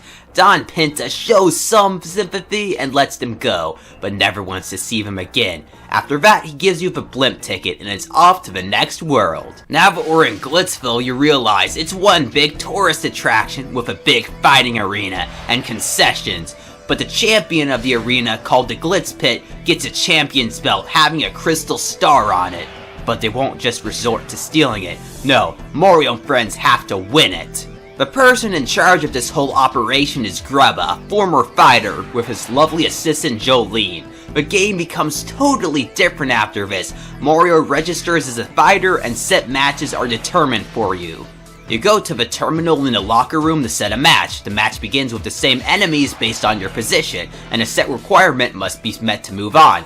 Let's say, you have to win this fight without using your hammer. After the match, you move up a position and fight a whole new group of enemies. Rinse and repeat, with some break segments here and there. Oh, and Mario gets a new nickname, the Great Gonzales. The first of these break segments is right after a few matches when you're told of a new hot dog with the egg of a southern island in it. When you go over to the stand, the egg is somehow able to move all on its own and it runs away from the hot dog salesman. Once you finally catch up with it, the man just lets you keep it and it follows you around everywhere except the ring. But soon you get a match against these guys. Nothing can harm them and it's only a matter of time before you lose. After losing and getting back to the locker room, the egg finally hatched into a Yoshi, and somehow he heard everything through the egg and is combat ready after a few minutes of hatching. Anyway, you can name this Yoshi whatever you want. I think I'll go with Hot Dog because, frankly, I can't come up with anything else and I suck at naming things, including my Pokemon. Now, Yoshi is your next partner in the world. He can be ridden on to go faster, as well as being used to cross gaps your normal jump couldn't usually reach. In combat, he can ground pound and gulp up enemies, which as it turns out, is the Ironclad's weakness, granting us access to the next part of the chapter. Now that they're in the big leagues, things get more intense. Still nothing too bad though. You run into Rock Hawk, but find out some bad news. The crystal star on the belt is fake. Then you get a message from a mysterious person known as X. Who is this guy? X tells you to go to the watering hole, which turns out to be a juice shop, where they left a super hammer for us. This thing has the capabilities to destroy giant yellow blocks, which is exactly what X wants us to do in the locker room. Once it's destroyed, a secret room is uncovered, with a secret piece of paper, detailing information about the crystal stars, meaning the real one is in Glitzville after all. Jolene steals the paper from Mario, sending us back to square one. The upper class matches get more intense. The Ironclads rematch Mario illegally, resulting in the same result as last time. And even Bowser shows up, which is unexpected and honestly put into account how the next Bowser scene interlude goes. This doesn't make much sense. Soon after, we get more messages from X. Go to the telephone booth and find a key. Use the key to open a storage room and check inside. Now, we've heard some pretty strange noises come from the storage room. When we go inside, it's Miss Meowth again. She wasn't the one responsible, and Koops becomes my spirit animal. Going further up the air vents, we hear Grubba talk about peculiar stuff, like one of the fighters, King K, going missing, and then Mario starts to get threatening messages. There's also some cake left out for you twice. The first time, it's good cake, and the second, it's laced with poison that will leave your partner unable to battle for the next fight. But I always forget there's two of them, and I pass on a good cake, because oh well. After the fight right before the title match, we get another message from X. Go blow some posters, get a key, and go back to the storage room to open a locked door. Inside, Mario finds former fighters, King K and Bandy Andy. Andy tells us, don't go to the ring when no one's there. And right there, when you're about to leave, you see her. It's Jolene! Now it's time for the championship round against the champion himself, Rock Hawk. When leaving from the Glitz Pit, security takes our heroes to an abandoned locker room for some reason. Soon enough, they realize it's a setup. The great Gonzalez will be disqualified if he doesn't show up soon, but the door is locked with no way out, except to destroy the wall, enter another locker room, and flush yourself down the toilet. Like I said in Paper Mario 1, I flush in the toilet. Thankfully, there's no time limit, so no matter how much you dilly-dally, you're always gonna be right there on time. Let's fight the one, the only, Rock Hawk. It turns out that he was the one who locked us in the room and sent the cake, but not the one who sent all those threatening emails about the crystal stars. His moves are rough, especially this one where he grabs a beam and shakes it down. It does a ton of damage to everyone in your party, plus the only way to get him down there is to use your Quake Hammer, or use a star move. You better hope you got that Quake Hammer badge in Chapter 2 or else you're kinda screwed. Anyway, if you have some good items, equip Quake Hammer, and use tons of FP moves, you can rock this Hawk like a high school jock. With that, Mario becomes the Glitzville champion! But yeah, the belt doesn't have the crystal star, but a sound is heard in the other room. As X sends us an email, find the ghost. The noise is coming from the air vent. We go inside and find the source, Grubba. He has taken prisoner all the former stars and using the real crystal star to suck up their energy to become young and ultra powerful. Upon being discovered, Grubba runs off to the ring, and if you thought Rock Hawk was the boss, oh no, you haven't seen nothing yet, son. Using the power of the crystal, Grubba becomes a powerhouse. Not only does he have a lot of HP and powerful attacks, but he can build up his offense, making his attacks a lot more deadly. He can up his defense too, making your attacks pitiful. And worst of all, he can even increase the amount of attacks he gets per turn. Now that's just cheating. Grubba's a pretty satisfying boss all around, especially since you had to go through hella times because of a condition he made you follow. Like, it's his fault I almost died from his Koopa Patrol because I couldn't use FP moves. I could have wrapped this up in like 3 turns, but no! I had to barely survive. This is payback, you scumbag! Now that Grubba's toast, Jolene comes in to tell us that she was, in fact, X. Years ago, her brother, the former Glitz Pit champion Prince Mush, came into the pit and had disappeared long ago. She got a job as his assistant to investigate and soon discovered his secret. Jolene knew that she couldn't defeat Grubba alone, so she tried to get Mario to help her, which he did. But actually, the scumbag had killed Prince Mush, or at least quote-unquote made him disappear. Man, Grubba really is a scumbag, but since he used a crystal star to make him disappear in the first place, Jolene wishing him back restores him. With the siblings reunited, they happily give us the Garnet Star, so something like this would never happen again. We learn a new special move too, Power Lift, and Chapter 3 is over. Then there's a Peach scene where Tech dresses her up like an X-Knock to figure out the X-Knocks that the X-Knocks are trying to take over the world, and she messages Mario. Oh, and there's the thing I said earlier with the fight with Bowser not making much sense, because if you do, he was in Glitzville, then why are you back in Boggly Woods? Wouldn't he show up at Glitzville instead of retracing your tracks all the way back here? I don't know why, but the Glitzville fight with Bowser seems like it wasn't originally meant to be there, and it was added later on. I don't know. Anyway, then there's an epic Hag versus Hag moment with Bowser as a spectator, and of course the Elder tells them that Mario already has the Crystal Star, granting us some prime meme material. Following a return to the Thousand-Year Door once again, the location of the 4th Crystal Star is shown to be in Twilight Town. There's a pipe leading down there in Rogueport sewers, but it regurgitates us, so the crew have to find a resident living in Toad Town who writes their names on their butts for some reason. Finally, we can get to Twilight Town. As the name implies, the place is always dark and creepy. What makes it worse is that the town is cursed. As the mayor tells us, a strange being in a steeple deep in the woods has slowly been turning all the villagers into pigs every time the steeple bell rings. Not only that, but this being has a CS. With this dual purpose, the party head out into the woods. Just outside the entrance through is a log we can't get under and a key. This key opens a storeroom and an item shop with a very emotional woman whose husband got turned into a swine. Inside the storeroom is, guess what? Another black chest. Guess what's inside this one? That's right, another chest demon, who gives out a nice curse, allowing players to turn into a paper tube and get under the log. The woods are kind of spooky. The enemies are terrifying, since they can change their attacks. And Amazing Daisies are the frickin' devil. At the end of the woods is finally Creepy Steeple, which is spooky.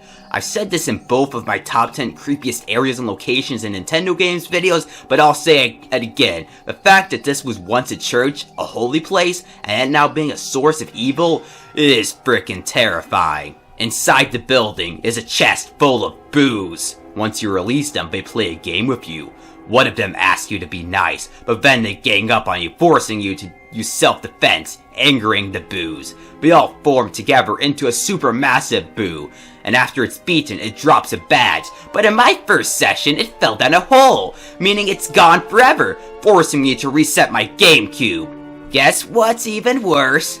I didn't save at all, meaning I had to do a lot of Chapter 4 again. Yay! Oh, I need to save more often. Around the same time, the Shadow Sirens are in Twilight Town. They've placed a bomb to destroy Mario, except one of the sisters, Vivian, lost it. The other sisters punish her by leaving her alone to find it while they take a break. Poor girl. Back to the gameplay. Now the steeple becomes fairly easy. Just hit some switches, get this key, hit some more switches, and get to this locked door next to a stained glass painting. Inside is my favorite character, Dupless. He's a bedsheet ghost that's responsible for turning villagers into pigs, but not out of evilness, no, just for a practical joke. He can copy Mario's abilities and use his moves against him, but that was cheap and just spam power bounce and multi-bonk to beat him in like 3 turns. I need to stop being cheap. With Dupless's dirty laundry, the crystal star is ours, and Mario looks kinda weird. Huh, it's definitely a weird glitch to have. Wait, what's this? Why are we a shadow? That's right, Bed Boy stole Mario's body and name too for some reason. You have no partners and have to leave alone since Fako and them have already left. The walk back to Twilight Town by your lonesome is probably the hardest part of the game. After maybe the final boss, the enemies can easily gang up on anyone playing this. The Amazing Daisies can put Mario to sleep for a turn or so, or actually a lot more than that. And with no partner, you're just a sitting duck with these Hyper Goombas, and they can do so much damage when they charge up their attacks. There's a good chance Mario will be asleep by the time they release them, and it'll do around 20 damage altogether. At this point in the game, you have like 30 HP, so you could very easily die. Once back in Twilight Town, you run into the freak who says the only way to defeat him is to say his true name. Oh yeah, I kind of spoiled Dupless's name earlier. It hasn't been revealed up to this point, so sorry. You can't even guess his real name since the lowercase p isn't available for selection. So even if you know the name, there's nothing you can do. Back in town, everyone has fallen for the fakester, thinking he's the real Big M. Even his partners don't figure him out, although they do suspect something's wrong. There's no one to turn to, but a former enemy. Vivian is still looking for the bomb, but Mario offers to help. Now, she doesn't recognize Mario because he's a shadow, so she accepts the offer. Unfortunately, the bomb is beyond repair, and the poor girl doesn't want any more abuse, so after Shadio tells her his woes, she joins the party. In the field, she can make Mario disappear like Bo from the original, and for her main attack, she can punch enemies with a fiery fist. One of the crow's nests actually gives us a clue. There's someone who knows about Dupless and his name, who got locked up inside of Creepy Steeple, so Vivian and Mario head back out there to reclaim his name. Inside the church, using Vivian's power, we find a treasure chest with the letter P along with a parrot who got locked up in here, who blurts out his name. Do you know what this means now? More backtracking! Upon returning to Twilight Town once again, you've got to spell his name right, causing him to lose most of his power, although not enough to reverse things completely, and he runs back to Creepy Steeple. Guess what? Even more backtracking! That's like the 4th time you have to cross the woods to get back and forth. I still really like this chapter though. It's probably my 2nd favorite overall, but yeah, I hate the backtracking. In the same spot where the first fight took place, another takes place. And this time, we have to fight our partner alongside ourselves. And to make matters worse, after Vivian finds out who Mario really is, she ditches you, at least for a few turns. It's not recommended trying to defeat your partner, because if you do, another one takes their place, and there's not any star points in it for you, so just focus on dupe. And can I just say, I love this music right here. It's a modern version of an organ tune. The whole you versus yourself aspect and having used a lot of strategy really make this boss fight awesome. Now the magic has faded, causing things to go back to the way they were. Dupless becomes a Charlie Brown ghost again, and Mario gets his name and body back. All of his partners, in my opinion, don't apologize nearly enough. I mean, at least they say they're sorry. But they don't give him a hug or anything or say sorry more sincerely. Oh, and Vivian permanently joins the party. Another crystal star is collected, teaching the special move Art Attack, concluding this awesome chapter. Meanwhile, Peach plays a quiz game with Tech and finds out the X-Naught's true motive: to resurrect the demon behind the 1,000-year door. Yes, it turns out that the legendary treasure is in fact the monster that destroyed the city of Old. Bowser also has a moment where he tries to get back in Glitzville but falls in the ocean and torches Kammy Koopa for presuming he had fun, which is actually really relatable. It's after Chapter 4 that a new job shows up at the Help Center with an unknown poster. They tell you to meet them at the top of Zesty's house, and lo and behold, it's Miss Meowth. She tells of a rare badge inside Hooktail's lair in the same room you defeated him, but she couldn't find it, but heard that wind is the secret. We set off back to Hooktail's castle again. At this point, the enemies are so weak, they don't give any worthwhile experience, but they can still be really annoying. In Hooktail's room, a strange spot is found. Using Flurry's wind, the thing gets blown right off, revealing a chest. The chest holds the badge Miss Meowth wanted, and when you take it back to her, you get the best reward ever. She joins your party. Inside the battle, she can steal items from enemies, with her basic attack being like bows from the first game. Best of all, the GameCube's controller is so much more durable, so I don't have to worry about my stick breaking. Yay! In the main world, she can sense secrets nearby, which isn't nearly as useful as you may think, because you constantly forget you have her. Miss Meowth is an optional party member though, so if you don't like her, I don't know why you wouldn't. Anyone playing can just skip this whole side quest. Back to the main story now. The crew gets Peach's message about the demon. They go to the 1,000-year door and tell the professor everything. Now you think, at this point, collecting the crystal stars might not be such a good idea, but you still have to. See, 1,000 years ago, heroes came and used the crystal stars created by the demon to seal her away, or at least her physical form, leaving only her soul remaining. They trapped her in a coffin, and then sealed it away in the most ancient of cities behind the 1,000-year door. And it's called that because that's how long the seal will last. And it just so happens that the year this game takes place is the year the seal breaks. Maybe it's 2020, or maybe 2021, I don't know. I'm actually writing the script right now in 2020, and I'm voicing it over right now in 2021, so I can say that, yeah, 2021 sucks. So yeah, we have to collect all the CS's to defeat the demon like the heroes of old, and the next one is on Keyhaul Key. The key is supposedly haunted by the dead Pirate King Cortez. Wait, you mean this guy? Doesn't seem too scary to me, but he was a terrible person, so maybe I can give him payback. Anyway, no ship dares to sail there, plus there's dangerous conditions, and of course we have no ship. But there is a financer who's stupid enough to pay for the trip, Flavio, wanting romance, thrills, emotion, and more money.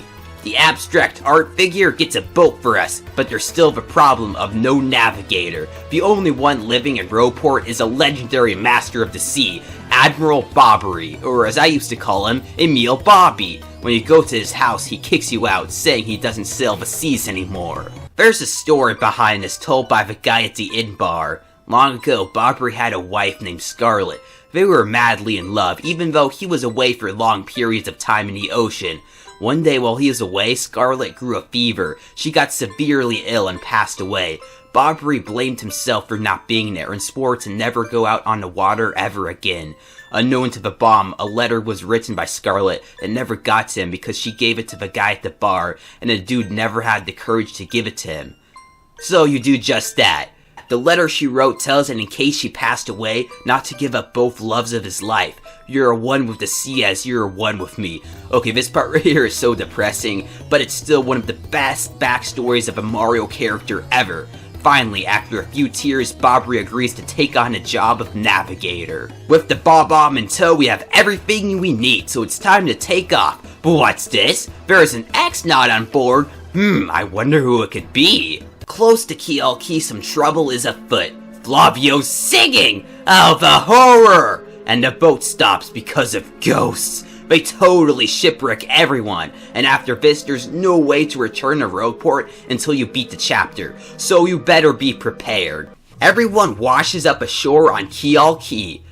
Okay, so if these things were trying to keep people away, wouldn't it be more effective to scare them off instead of shipwrecking them there? I mean, keeping people there indefinitely is the opposite of keeping them away. Well, some of the crew, including Bobbry, have gone missing, and Mario was nominated to go look for them. The only place to go is the jungle. Deep in the jungle, we discover the lost crewmates, surrounded by the ghosts. Bobbry sacrifices himself so everyone else could get away, and when you finally do get back to help him, it's too late. He's about to die, but has one last request. Find him the bottle of Chocola he brought along, so we can have one last sip before passing.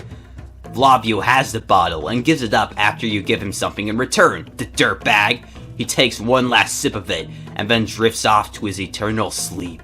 At least that's what you'd think, because after a wake-up call, Bobbry becomes the 7th and final member, or 6th if you skip this meows. He harnesses the most awesome power of all, the power of explosions! He can blow up walls, enemies, and set off time bombs that aren't really useful at all, but he's my favorite party member in Thousand Year Door, and is the main reason why Chapter 5 is my favorite chapter. Near to where Bobbry was is a cliff, with mysterious statues and a skull-shaped hole.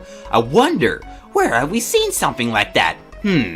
Back at camp, Flavio temporarily joins your party to go investigate, and no, he's not a playable character, although there is a glitch you can do, and where basically you have to do something with Miss Meows or something to open a shortcut to Keyhaul Key earlier in the game. And then basically you get him and you can leave. You can go to the next chapter through another warp zone, and you can have him as a permanent party member, and he'll even show up in the final boss, which is kinda cool. Once at the cliff, he lends Mario his skull gem, allowing him to solve a puzzle which opens a secret cave entrance, and Flavio heads back to camp. Hopefully he doesn't get killed. Inside the cave lies Pirate's Grotto, full of old ships, death traps, spooky messages, and worst of all for a paper being, water! Deep in the grotto is yet another black chest, who doesn't even try to trick Mario this time, which is actually kind of nice. The curse he gives you grants the ability to turn into a paper boat and sail through water, opening up a lot of secrets not only in the current area, but all over the world. We even run into the Pinta couple again, who somehow survived alongside countless other toads for God knows how long. What did you all eat? I can imagine Coop's dad eating whatever comes down Hooktail's throat for 10 years without the thing about him getting pooped out, but seriously, this is like 100 toads. How did they all survive off of no food for this long? Now for the boss, Cortez himself, the most awesome character in the story after Dupless. He has quite a few forms. The first two are really easy, but the third is where things get difficult. He has a lot of weapons to attack you with. They each have their own health bars, and there are a few attacks in this game that can affect them other than star moves or items. Some of these weapons up in the air count as spikes, so jumping won't do it, your hammer won't reach, and most partners' attacks either are earthbound or don't have a counter to spike, meaning you're kinda screwed if you don't get spike shield, which I didn't, so basically yeah, you can be pretty screwed sometimes here. But this boss isn't beatable. That's right, the skeleton pirate is immortal. But when Mario tells him they're not after the treasure, only the crystal star, he decides to give it to them. What a great guy! The best star move ever, Sweet Beast, is unlocked, and the 5th chapter is complete. No, it's not, because the real boss is nearby, the one and only Lord Crump. He disguised himself as a crew member and has a big ship with cannons. There's not really much anyone can do, but Flavio remembers Mario telling him about Cortez's ship, so he heads bravely for the first time over there with the plumber to negotiate. The skull gem Flavio carries around is the same gem required to fuel the Pirate King's ship that was stolen from him by Flavio's ancestors. They agree on a deal. If they give him the gem, Cortez will use his ship to get everyone out of there. This right here, though, is the reason why I love this dude so much. He's not completely on the hero's side, but he's not completely evil either. The fight with Lord Crump is a lot easier than Cortez. He gets other X-Nuts to help him, and his attacks do some damage, I guess, but nothing too difficult.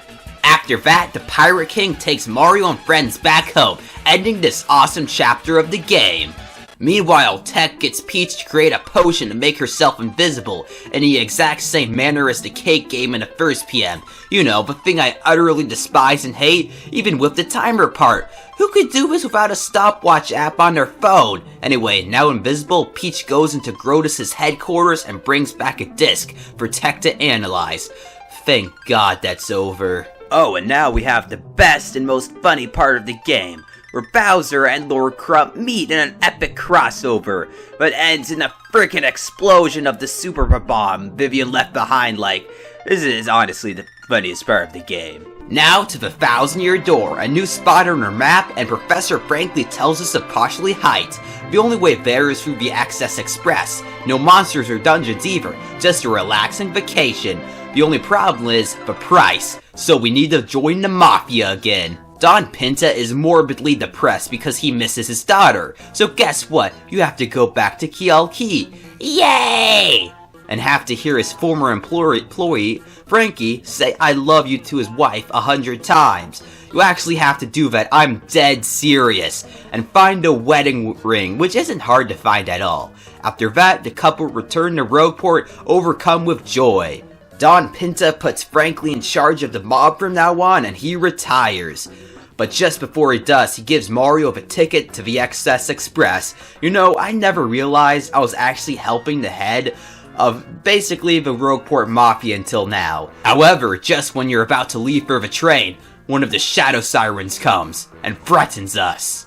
This chapter is a lot of people's favorites as well. I really like it too. You know, there's not really any bad chapters in this game. I mean, chapter 2 isn't my favorite, but it's not bad.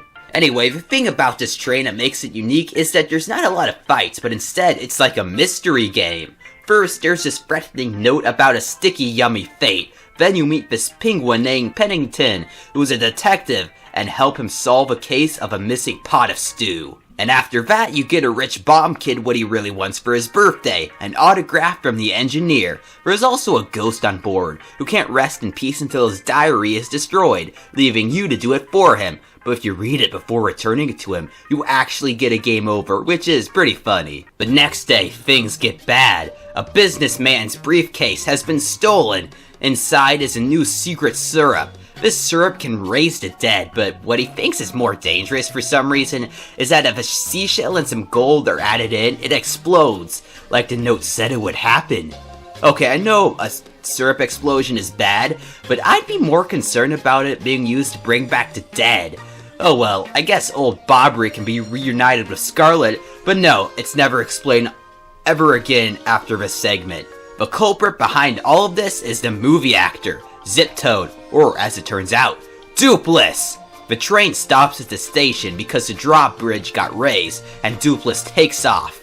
Mario and Co have to go into the station and raise the drawbridge now. The enemies aren't too bad, but annoying nonetheless. And inside we get another upgrade, the Ultra Boots, giving you the ability to do a spring jump. This can knock stuff down or allow you to grab onto pipes and move around the places. At the end of the dungeon, we run into these black fuzzy creatures, but they don't put up much of a threat. We push the switch and now the train can move again.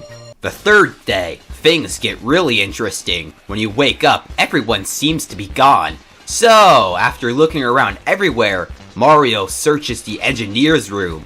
The weird creatures seen earlier called Smogs have returned, taking almost everyone hostage. Then you fight it. The boss doesn't have much HP, but lots of attack power. It's the only boss in the whole chapter, but it's still a great one overall. After the Smorgs have been defeated, you finally make it to Poshley Heights and to the museum where the crystal star lies. The museum is locked, but our detective friend is actually the owner and lets us in. However, the Shadow Sirens, with Dupless in the place of Vivian, take the star. Thankfully, what they took was a fake, and we find the real one in a secret world in a painting. Mario learns a new star power, Showstopper, and only one crystal star remains. Back at the X-Naut's lair, Tech finally reveals what was on the disc she got from Grotus. He plans to do something so terrible, but the game doesn't even tell us what it is yet. We do find out where the lair is though. The frickin' moon! That's right, Mario's first trip to the green cheese wasn't in Odyssey, it was in the days of the GameCube. Grotus finds out of Tech's treason and shuts him down, taking Peach to do the unthinkable to her. Another Bowser level is next, which is really short. Afterwards, he pummels Rock Hawk, thinking he has the real Crystal Star, and he breaks the fake Crystal Star. The location of the final Crystal Star is the X-Naut base on the moon. Frankly says the only way he knows to get there is a cannon, in a place called Bar Outpost. There's a pipe in Rogueport sewers leading to it, and along the way you get the Ultra Hammer, which gives you the ability to break stone blocks, which are blocking the entry to the pipe. Bar Outpost is the equivalent of Russia. There, everyone denies that there's a cannon, including the mayor. Fortunately, Bobbery has been here before and calls him out. So this is like the Cold War, basically. Even after Bobbery explains everything, two things are still needed to operate the cannon. The approval of a rich bomb that we rode the Excess Express with, and a cannon operator, General White. Getting approval is pretty easy. As for finding General White, well, that's a different story. You look around all over the world for him. Petalsburg, Keyhaul Key, Glitzville, the Great Boggly Tree, and even Twilight Town. But the same thing happens in every town. You ask someone about him, and they say he was just there and left somewhere else. Eventually, you give up and talk to the mayor again. And you know what? General White was here the whole frickin' time. What was the point of this whole scene? I'm sorry, I love this game to death, but this part really just pisses me off. Well, now that we've located General White, the cannon is now ready, and the next scene is sweet. The scale of it is way bigger than you'd ever guess, and all the bombs getting in it just really pumps me up. The cannon is even bomb powered, and a blast from it shoots Mario to the moon without killing him somehow. And they can somehow breathe on the moon. I shouldn't be questioning this game's logic. A guy frickin' survived in a dragon's stomach for 10 years, for crying out loud. Inside the X-Naut space, the music is frickin' awesome, the enemies are tough, there's an annoying crane minigame, elevator keys, and so much more. Okay, I don't mean to gripe, but this part where you have to platform in this construction site is aggravating as heck. Your jumps have to be perfect, and if you fall off, you have to do it all over again. You even have to do it twice, once to get the card and another to get to the door. Ugh, so glad I got that over with. On the other side is Lord Crump, in our fourth and final battle. Like in the Great Boggly Tree, Crump uses a robot again, but this time much more powerful. And this fight usually isn't that hard, but literally everything went wrong for me during this fight. I couldn't get my action commands right. The smoke screen on stage made all of my attacks miss, but Crump hit me with perfect accuracy. Even Bobbery got confused. I tried to switch out, but he blew up Mario instead.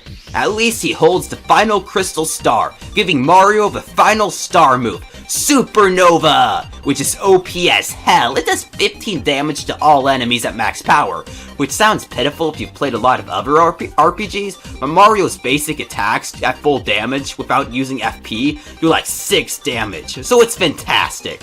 Oh, and Bowser runs into Peggington. These Bowser scenes are pretty funny to be honest, but they're kind of hard to sum up, so play the game yourself or watch some videos about them. Somehow though, this Paragoomba found out about Mario getting the final Crystal Star, even though he's on the frickin' moon.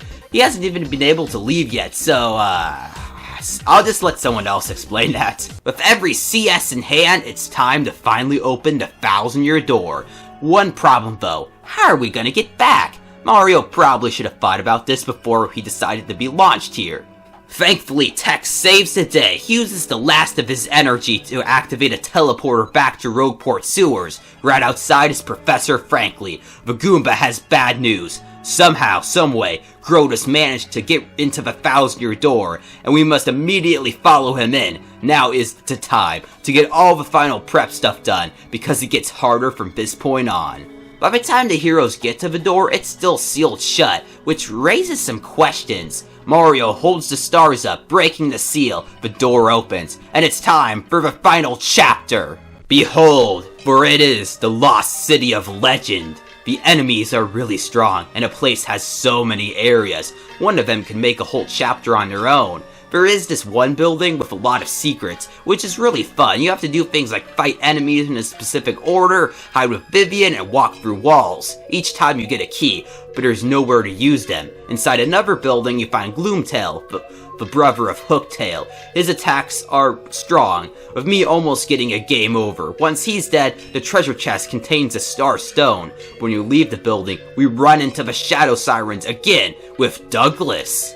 They aren't too much trouble, and in the words of the great Sugar Conroy, Bob-omb blast in the ass. The Star Stone, along with the keys, open another passageway, and the building Gloomtail was in, so you go back in. There's some more platforming, some stuff to memorize alongside various other puzzles. But the part everyone is waiting for is the final boss. But before that, there's a fight right before it.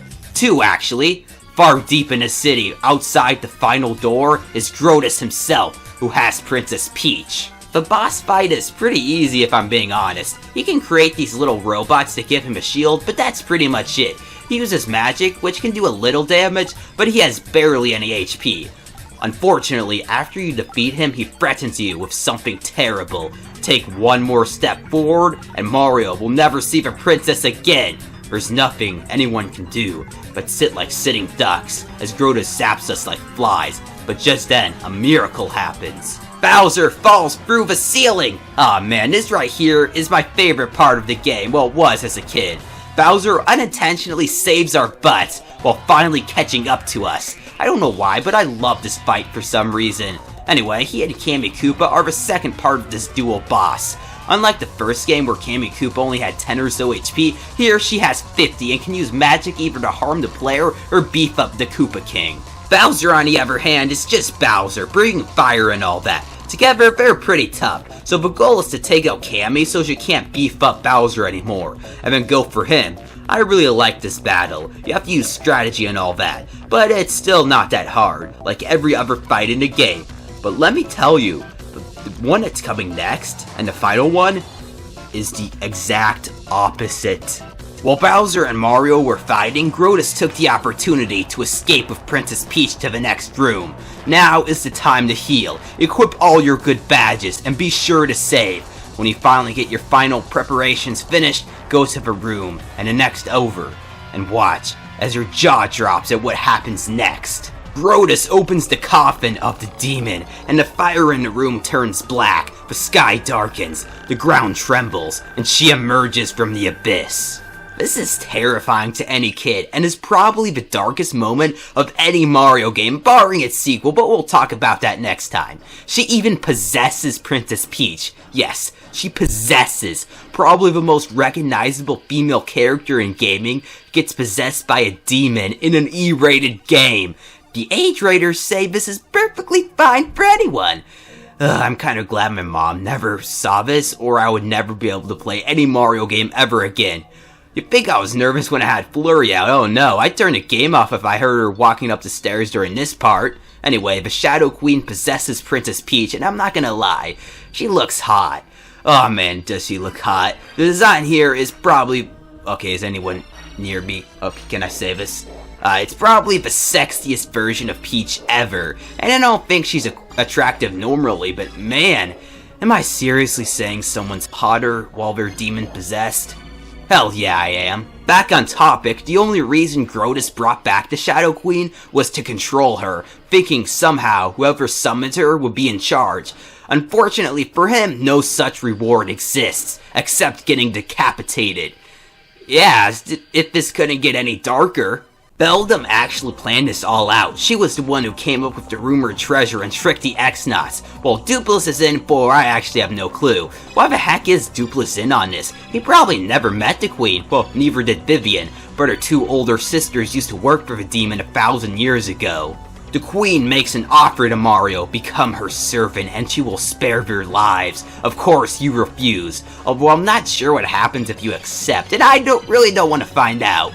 A fight commences next, and you do good for yourself, keeping the Shadow Witch on her toes. Soon though, things go from bad to freaking fantastic as she makes herself completely invincible. What happens next is something very similar to what happens at the end of Earthbound. Everyone you've met across your adventure, Coop's dad, the Punies, the Glitz Gang, Twilighters, everyone on Keyhaul Key, the wealthy ones, and Mother Russia cheer Mario on. The Crystal Stars take this energy and give it to the Plumber, while Peach gives up her last of her power as well. Now the Shadow Queen isn't so invincible anymore. Although hard as hell, she has 150 HP, can drain your HP with her dead hands. She can create these dead hands, raise her attack power, raise her defense, and can do a super powerful attack, which actually never hit me during this fight, thank goodness, but trust me, it's bad.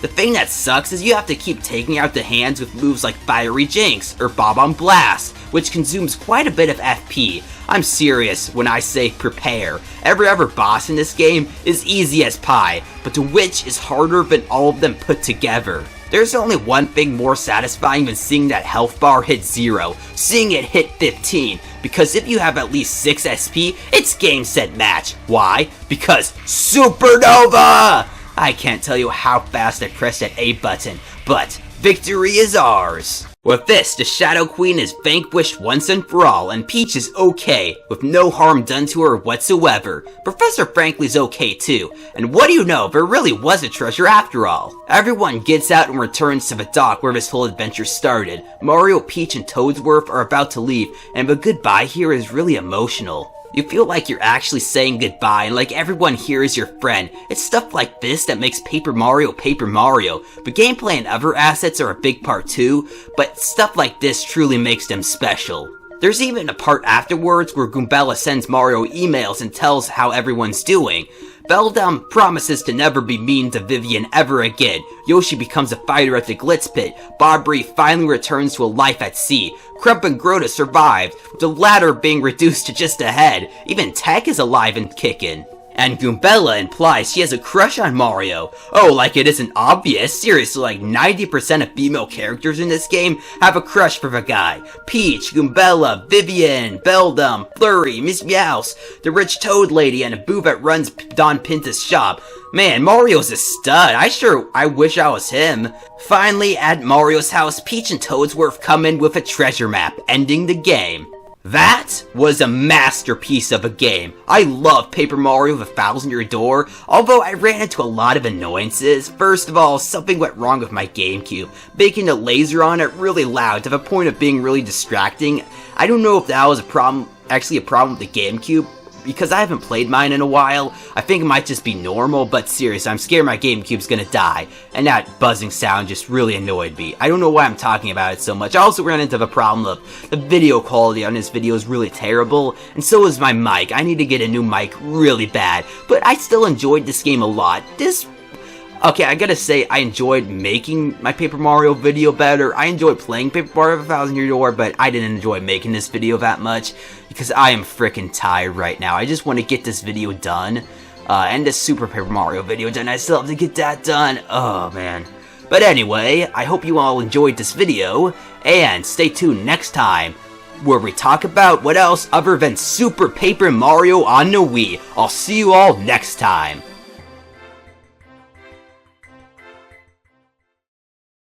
Black Sheep Games, something that the vast majority of a series fan base either don't know about or don't like, and if you like it, well, you're alone. Many have existed over the years. Mario 2, Majora's Mask, Super Mario Sunshine, Castlevania 2, Metroid, Other M, and so on.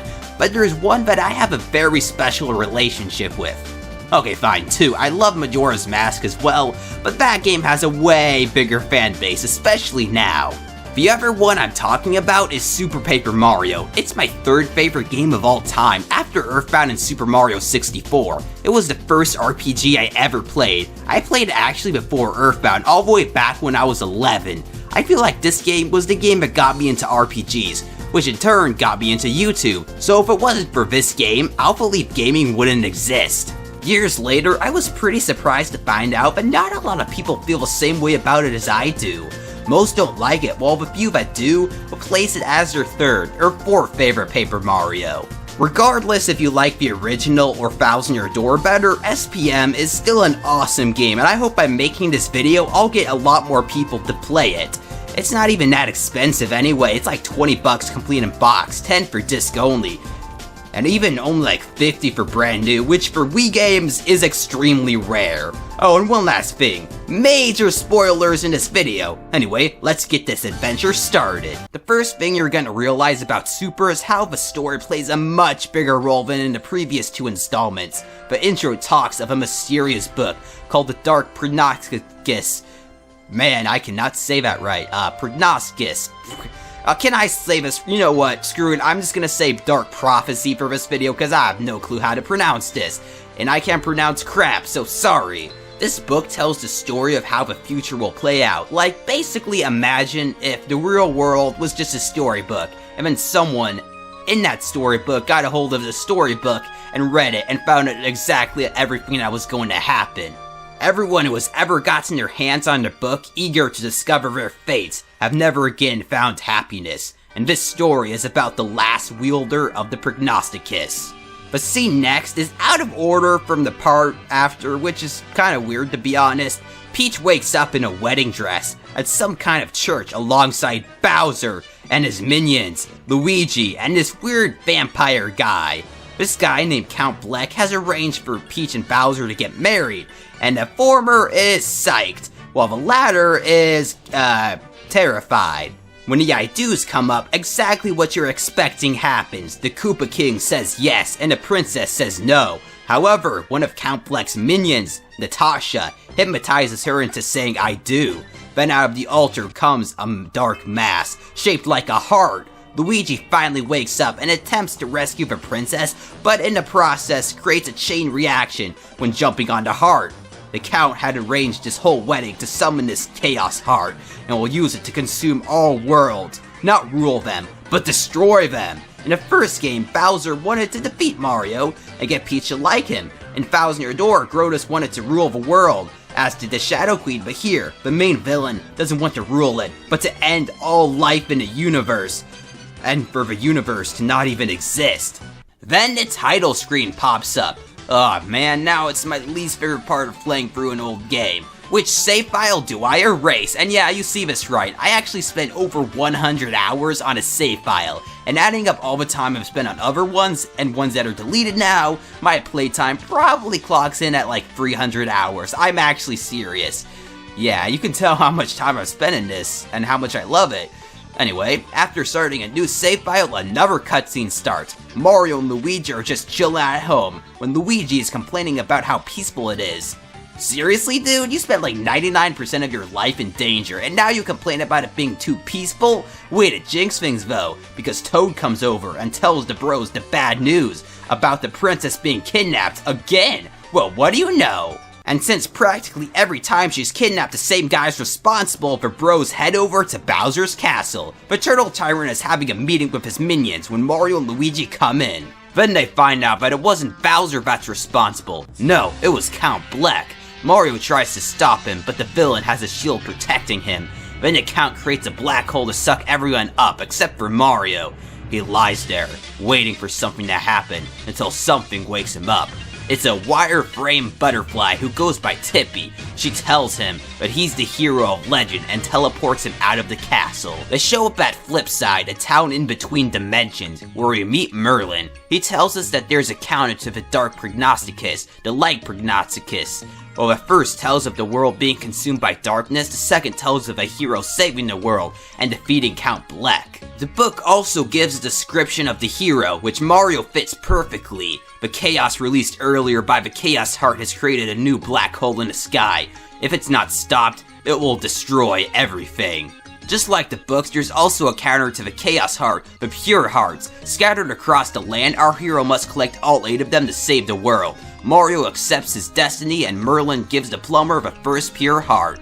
Okay, one of the many complaints I hear about this game is unlike Rogueport or Toad Town, Flipside is pretty linear. Instead of it being a hub world with paths to other levels scattered throughout, all the entrances are in the same spot. You also have to look around and find a heart pillar to place a pure heart in it each time.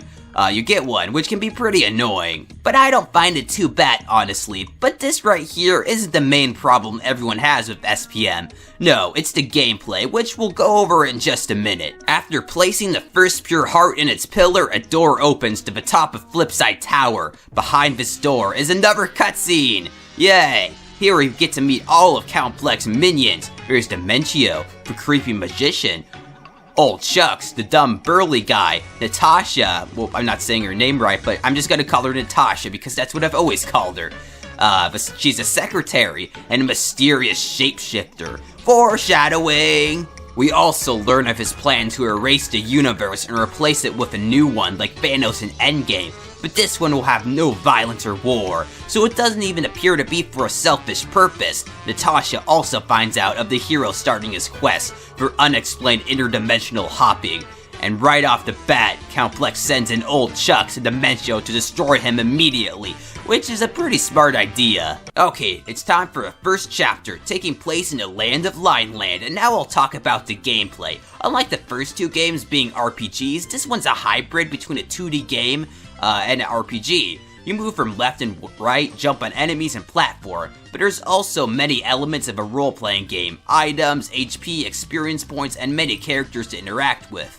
This right here is the reason why people don't love SPM as much, and yes, I will concede, but I do like the gameplay better in the first 2 Paper Marios. But it's not bad. Sure, it takes some time to get used to, but there's a lot of fun to be had, especially how you can level up your attack, something you couldn't do in the first game, or first 2 games, and you never have to worry about FP, which is really nice. There's also one other mechanic I haven't talked about yet, flipping between 2D and 3D. Inside a great house at the end of the first screen is a secret door to the interdimensional wizard Bestiovis, I don't know. He offers to teach you this technique for 1,000 coins, but in the end he settles for all the coins in your pocket. You can use this ability to go into the 3rd dimension for a short period of time, and do stuff like pass through barriers, discover secrets, or find another path. And we can't forget about its awesome power at the end of the level, the Mega Star. Like the Mega Mushroom, it makes players gigantic, but it also makes them 8-bit, with a better song playing in the background as well. Nothing stands in your path, and a level ends with you hitting a star block. Yeah, chapters in SPM are divided into 4 verses, which both benefit the experience by allowing more diverse areas in each chapter, but it also brings it down even more because it makes the places even more linear. The second level takes place in a desert mountain with these annoying thwomp wheels. Further into it is Yule Town. It was built by an ancient tribe who built the city, specifically for the hero's arrival. Using your flip ability, you discover a secret pipe in his house. Below is a room with thwomps and an entrance to another room. Going into the door causes it to lock behind you. Inside the room there's only a metal block, a switch you can't reach, and a treasure chest. You don't really have much of a choice, so you open the chest and find a pixel, the equivalent of partners in Super. They were created by the Ancients to aid the Chosen One in his quest, and all have different abilities. This one's name is Fro. Like his name implies, he can give Mario the ability to grab things and throw them. He was locked in a chest for like 1,500 years, and one thing that's interesting that he doesn't recognize Tippy. Foreshadowing again! Using Fro's ability, we can get out of the room, and with him in tow, the mayor of Yule Town Watchet, seeing the pixel, gives us permission to go to the Yule Ruins, where the pure heart lies. Oh, and the bridge keeper asks us which color's the best. He loves green, so we can't say red, but we can't say green because we're wearing red. Both? Yeah, no matter what you say, he kicks you out, but at least, he brings the bridge up still. The next verse takes place in the desert in between Old Town and the ruins. What kinda sucks is how there's a lot of enemies that we can't attack, like clefts, unless there's another enemy around. This area is also cryptic. There's this part where you find this pillar that says you have to jump under a palm tree 10 times. Now the palm tree is at the beginning of the level, so players have to backtrack or remembering all of that. But that's nothing compared to what you've got to do at the end of the stage. There's another pillar telling us something interesting happens by pressing 1 and minus at the same time. Now this won't just work anywhere, you have to press them on a specific blue stone, which opens the entrance to the old ruins. There are no clues about this either, and I remember being stumped at this part when I was 11, plus I didn't even have any internet back then.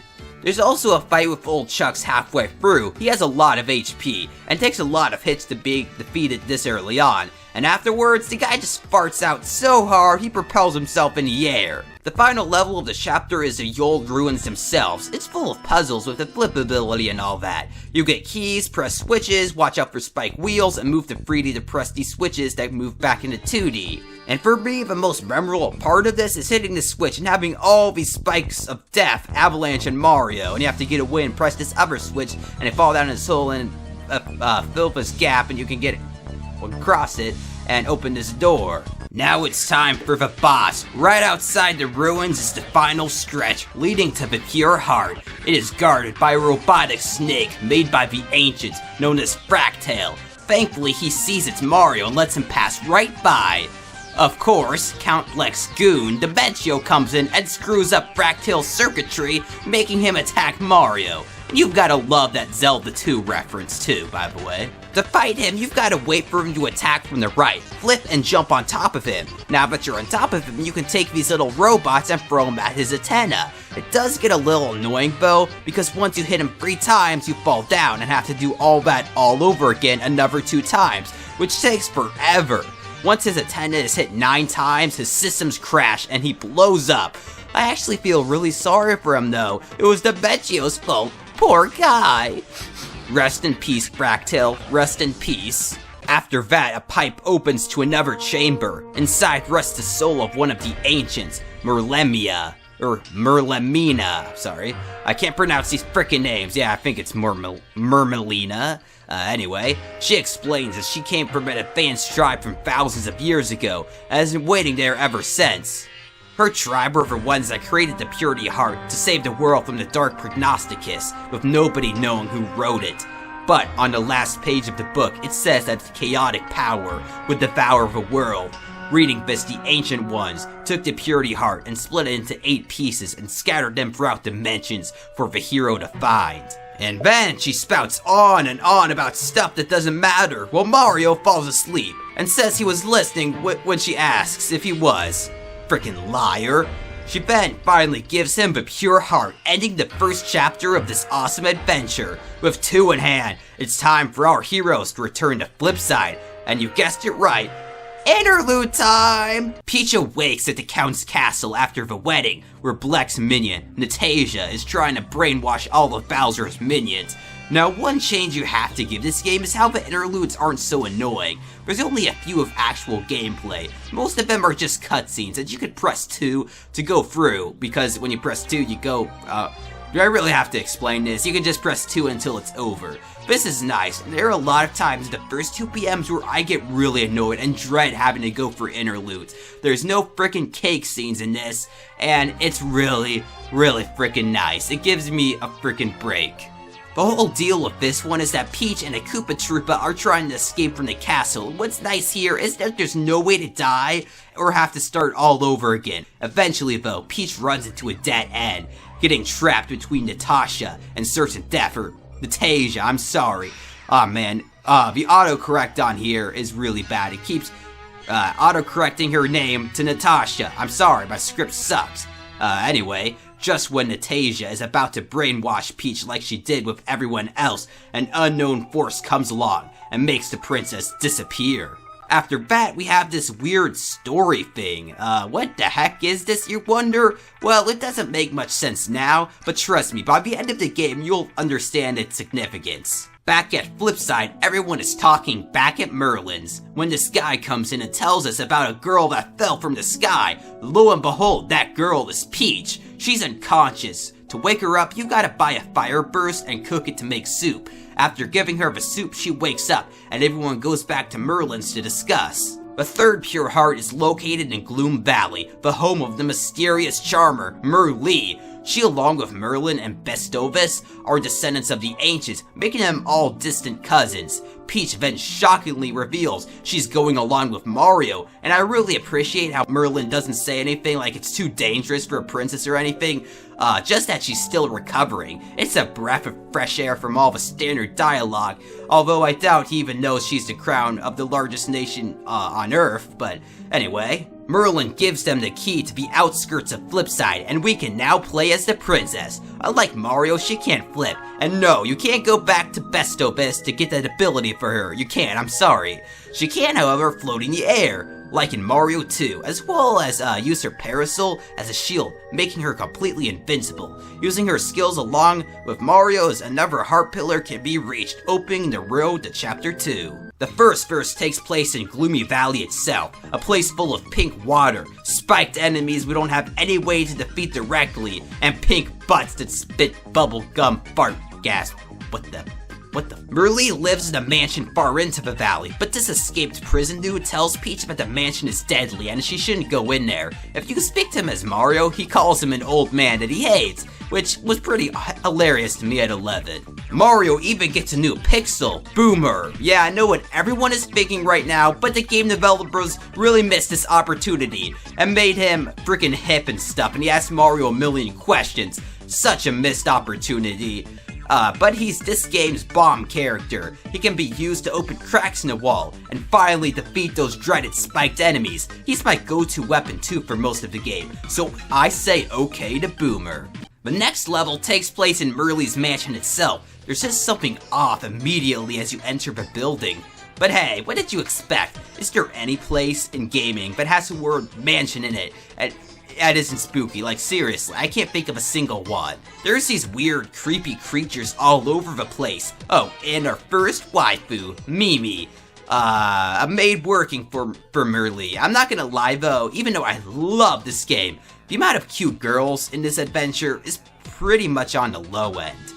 Like seriously, okay, I don't want to get into that territory, but she says some creepy stuff, but that doesn't matter to me. The level's pretty short actually. All you've got to do is go into this room, press the switch, have the ceiling try to kill you, flip, jump on top of the death trap, get a key, use it on this door, which just so happens to also be the lock holding this creature in place. After using the lock, the Jaws doesn't go after us. No, he goes straight for Mimi. Something's not right in this place. Not right at all. Area 3 is where things get tough. Starting a level, you see this one thing on top of a coin block. So naturally, you hit it, and the vase on top of it breaks. Mimi, who somehow got away from that thing, comes in and says that the vase was her favorite thing. Listen here, Mimi, my favorite thing, or my most precious thing, is my copy of Earthbound. But you don't see me putting it, under people's tires, or, I don't know, on the ground for people to step on. I take good care of that stuff. You don't put your stuff where people are gonna probably destroy it. We now have to pay Mimi back in the amount it was worth. 1 million rubies. Another cool Zelda reference. But how do we get these rupees, you ask? By becoming slave labor, of course. Oh man. The whole goal of this level is to work in a scummy sweatshop until you get 100 rupees, and then go to this guy who exchanged the rupees for a code that grants access to another room. Inside this room is another sweatshop, but this one pays way more. Keep working until your total is 10,000, and then go to this other guy who sells another code. Next, go behind this wall and find yet another pixel, Slim. Slim can turn a player into a piece of paper when moving, or you can become invisible when standing still. After obtaining the pixel, you can now phase through these lasers that are blocking the path to the safe. Using the code from earlier unlocks it, earning us 1 million rupees. Now I've got to be completely honest, this right here almost made me rage quit this game. It took me a couple of days to finally discover the second code guy, and I actually thought you had to earn the rupees in the sweatshops. And remember, it takes at least 5 minutes to get like 10,000 rubies, so it would have taken me around 10 hours to get that many. I wonder if you somehow managed to get that many, if it counts, because you need Slim to progress further in a chapter. I guess the better question is, has anyone ever tried to get that many? I probably would've if I didn't figure it out, so... Once Mario gives the rupees to Mimi, it's revealed that she has cast some sort of magic on the mansion, and then she frickin' explodes! Oh, that's so violent! The only other place left to look in this manner is the basement. After entering, Merly appears to Mario and Co. in a vision. She says that she has been in prison somewhere in the cellar before she fades away. The basement is a maze full of secrets and confusion, because if you go in the wrong door, you can end it somewhere you've already been for a different door in that room. If that makes any freaking sense. Higher up, it seems though that you've reached Merly, but something is a little off. She asks us to sign a contract, which we refuse. After much frustration, the real Merly comes in a vision, and that fake Merly morphs into her true form. It's Mimi! If you think she's already a little creepy, just wait till you see what happens next.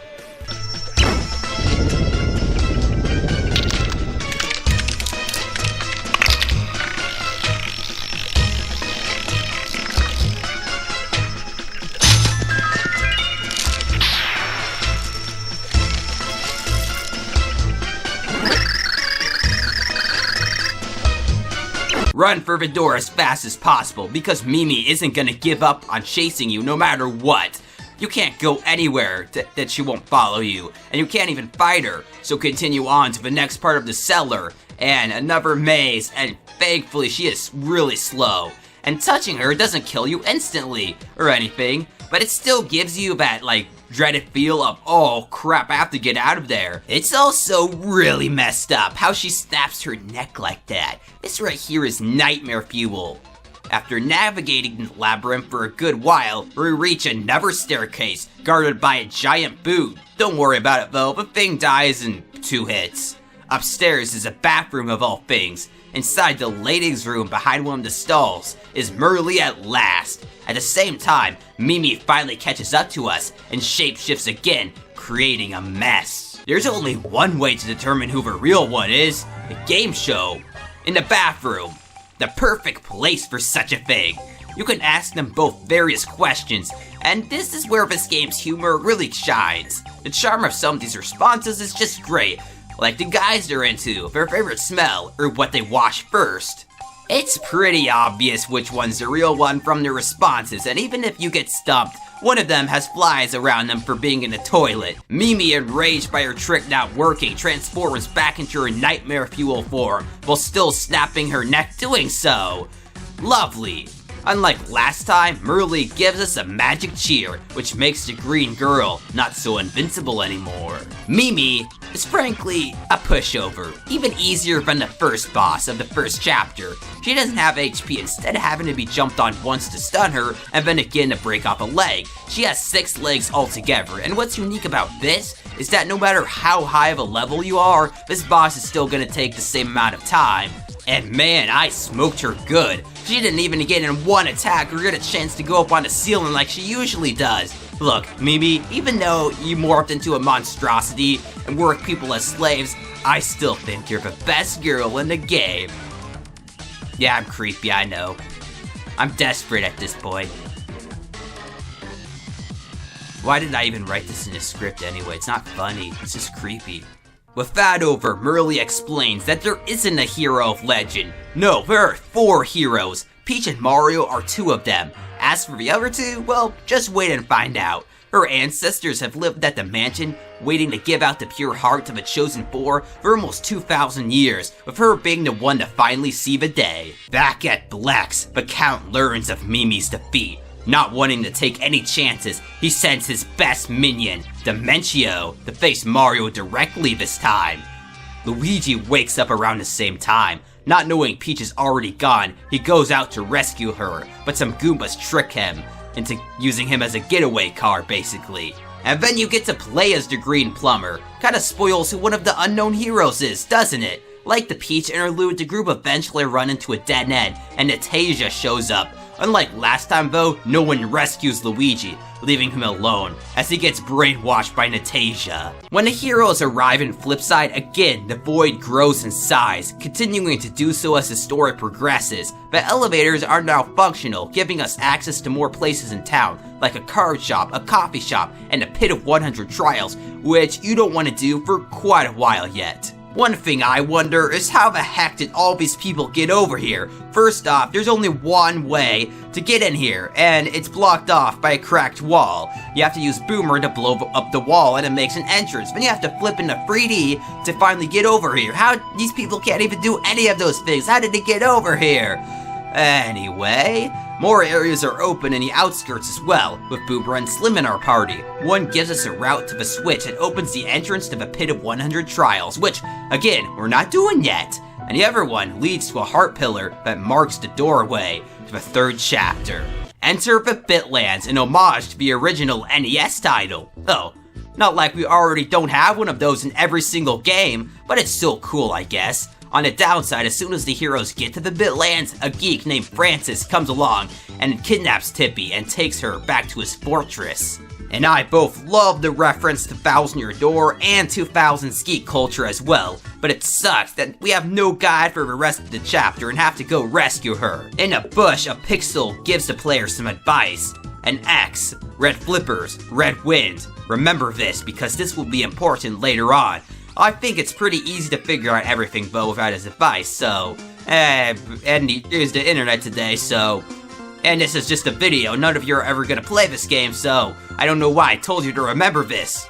The pixel doesn't even join your party though, so screw him. Down between these two pipes is another segment, which looks awfully familiar. After that you come across a lot of Koopas that kick shell like soccer balls, which are annoying, as well as a castle with a big red X on it. Bombing it causes the whole castle to explode, and look who was inside of it. Bowser! Now it's boss fight time. Just bomb and look out for his fire, and he's out real quick. After a fight, Peach tries to get Bowser to join the team for some reason, but he refuses. Peach then tells him that Count Bleck, if he ends the world, there will be no world for him to rule, which gets his attention. That's right, the devs led you on to believe that Luigi was gonna be the next character. No, it's the Koopa King. It seems like he teams up with Mario a lot in the RPGs. He did so in Super Mario RPG, this, and in Bowser's Inside Story, which is pretty awesome. He has two main abilities in this game. He can breathe fire, and his attack power is double of the other characters. This makes him awesome against bosses and in fights, but for regular platforming, not so much. Beyond the castle is an ocean. Sea creatures here, such as bloopers, are enemies, which makes Bowser's fire come in handy. I really don't understand how that works, but okay. Only thing that sucks is how frickin' slow he swims. But we do get a new pixel, finally, the person who has way too much admiration for fat people. This pixel gives players the ability to ground pound. Using this on pegs after seeing a chart opens up a new route. At the end of it is a giant blooper. The pixel earlier gives a hint about its weakness. For Red Tentacle, it's one and only one that can be damaged, but it's so frickin' annoying waiting for the blooper to attack with that tentacle. Bowser makes this fight so much easier thanks to his fire and double attack power thankfully. Not to mention that I used hot sauce which doubled his attack power again, so that's like 4 times the normal attack power. The next verse is my least favorite in the game. You've got to climb this tree, and the slightest miscalculation can make you fall all the way back to the beginning. Inside the tree is yet more platforming, only it's made worse by having to activate switches to make platforms appear. Some are pink and some are blue. Only one color can be activated at a time, so you have to constantly find a switch to make progress. And it's such a pain if you fall to the bottom of the screen and have to do everything all over again. But that's made up for by a battle with Dementio at the top. He creates his own dimension to fight us in that supposedly makes him 250 times stronger than usual. What he didn't consider though is that it also makes us stronger as well. That doesn't make it any less annoying though. He multiplies and throws magic ninja stars everywhere. It's so hard to hit him too because he goes high a lot while Bowser's fire and boomer attack low. jumping on him can also result in damage sometimes because he holds his ninja stars directly above him, so I'd recommend using Bowser to hopefully defeat him faster. With the magician out of the way, there's only one more thing in our way to Fort Francis, a cliff.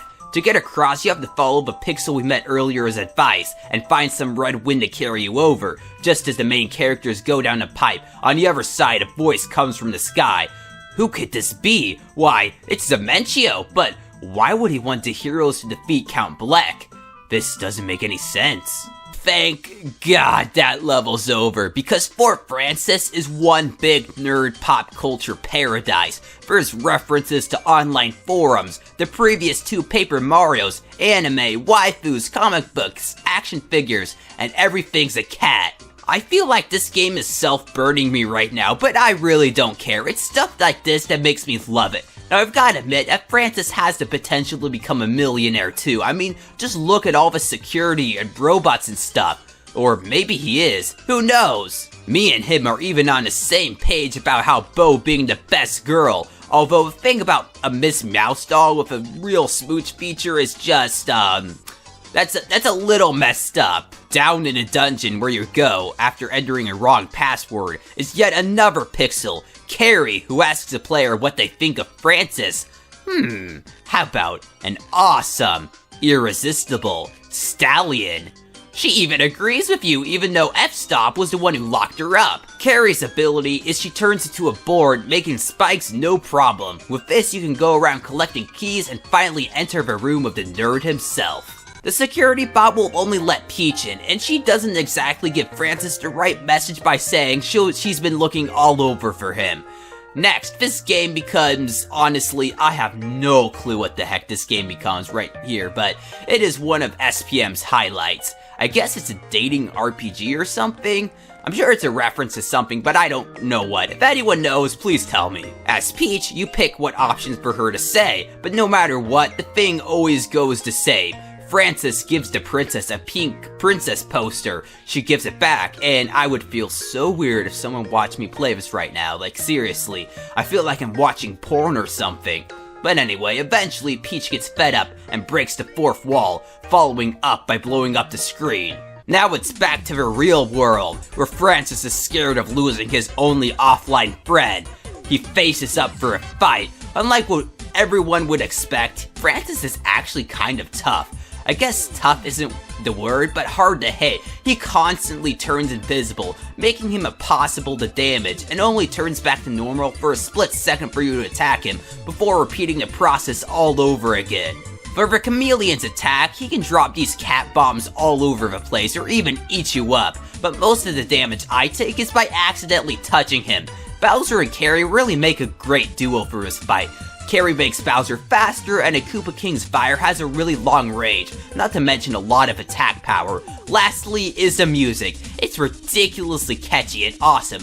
I can listen to it all day. Even if you don't like SPM, by the way, you still have to admit, the soundtrack is a real gem. The geek may be tougher than he looks, but still not tough enough, because he's toast. Yes, we finally have Tippy back! Now I can look up enemy stats without the internet. Tippy herself is so overjoyed that a pure heart appears out of nowhere, making this quest a win-win. Guess what time it is? Chapter interlude time. Only you don't have to do anything except press the 2 button to scroll through text. Yay! Dementio tells the Count of his defeat, but for some reason he doesn't get punished the same way that old Chucks did. Talk about a double standard. When everyone but Natasha and the Count are left, they have a secret conversation. Apparently, Natasha was raised to health by Bleck, making her swear her total allegiance to him. But she doesn't really want all worlds to end deep down. But it turns out, three were there. Dementio, after the eavesdropping, says some more mysterious thing. What exactly is he up to? When we return to Flipside, Tippy is a lot more cheerful than before. Merlin also tells the group that Fort Francis used to be inhabited long ago by the ancients, who had a pure heart in there, with a lock only unlockable by trust and love. Pretty smart, actually. In the outskirts, now that we have Fundly, these pegs can be pushed down, which in turn brings up another heart pillar and a door to Chapter 4. But before we go there, we remember the guy behind the bushes that gave us those tips. Well, if you go talk to him again, he is so impressed that he joins the party. His name's Barry, and is useful in a lot of ways. He can create a shield not only to protect Mario, but to harm enemies. You have to get the timing just right though, or else you're gonna take some damage, but it's still a really good move. Anyway, now that I've explained that, how about we go into the new door? Unlike previous chapters that take place on either Earth or Earth-like planets, this one takes place in outer space. Cool, huh? Well, no, because Mario can't breathe in space like he could in Thousand Year Door. Inconsistency if I've ever seen it. Dippy teleports everyone back to Flipside and ahead to Merlin's. He says that the only way to breathe in space is with a space helmet or something like it. Wait, what? First off, you need somewhere to get the oxygen from, as well as something to seal it in there. Second, there's other factors that count in to make it so humans can't survive in space without a spacesuit. Temperature, radiation, lack of air pressure, gravity, and so on. And you know what makes this even worse? Merlin says that he gave it to some kid who uses it as a fishbowl. Yeah, let's teach kids that all they need to breathe in space is a fishbowl. What do you think you're gonna do? They're gonna go up into space and... Oh, wait a minute, they won't. Okay, I guess it's okay. Why not tell kids they can walk on the sun? Well, I mean, that's not child endangerment either, because they're never gonna be able to test it out. So I guess it's fine. Once you move the kid's fish from the bowl to a sewer in Flipside, the bowl is now ours to keep. Let's try this a second time! And yay, we can breathe now! The first thing you'll notice about space is that the gameplay's changed completely. You can't jump or use Bowser's Fire or Peach's Parasol, but instead float with the D-pad. There's no enemies yet either. The only thing you can see is an SOS message from the bottom of the screen. Following it leads to a capsule, which a little alien guy comes out of, Squirps, who is really annoying, but you've got to feel sorry for the guy later. Squirps knows the place where the pure heart is, and offers to take Mario and his friends there on one condition: he gets to be in charge. With Squirps' power, a portal appears to the next area. Squirps also grants the player the ability to shoot projectiles at enemies by pressing the previous jump button. But no, he's not a pixel. This verse is full of wormholes that go and lead to another area, so your goal is to go for the right wormhole in each screen to get to the end. Thankfully, there are no dead-end wormholes that can lead to other dead-end wormholes, so if you go for the wrong one, just go back for the one you came. Shooting lasers at enemies in this style is so much fun though. Pew pew pew, pew pew pew. Level 2 is on a planet with very low gravity but oxygen. Squirps knows of a secret route to a bypass here, which in turn leads to the pure heart. He doesn't exactly know where it is though, leaving us to find it while he goes to the bathroom. Even worse is how someone's taking up the porta potty. Knocking on the door reveals they've been in there for over 100 years, because there's no toilet paper. Really? I mean, okay, I don't mean to gross anyone out, but if I'm out of toilet paper, and there's no one to bring me some, I just go wherever toilet paper's stored to get some more, and if there's none left, well, I'm not sure what to do because that hasn't happened to me yet, but I just get out of there, or, you know what I mean? I'd rather, if I'm immortal, let's say, I'd rather just go around with an unwiped, you know, behind, than staying there for 100 years. I mean, is this guy... never mind. I don't want to gross anyone else out, so let's move on. So it's the player's job to go find some for whoever's in there. The gameplay here returns to normal, except for the low gravity, which makes your jumps floatier. Across the whole planet, you just go around, fight enemies, and keep moving forward until you reach this house of an old alien. He even speaks out of his belly button. Disgusting. Anyway, he's selling a treasure map for 1,000 coins, but Mario bargains it down to 10. Now guess what he uses this map for? Maybe we could use it to get to the bypass without Squirps, or maybe find a treasure. But no, it's used as TP, seriously. It reminds me of that time in Majora's Mask where Link gives the deed to the toilet hand, but a lot less creepy.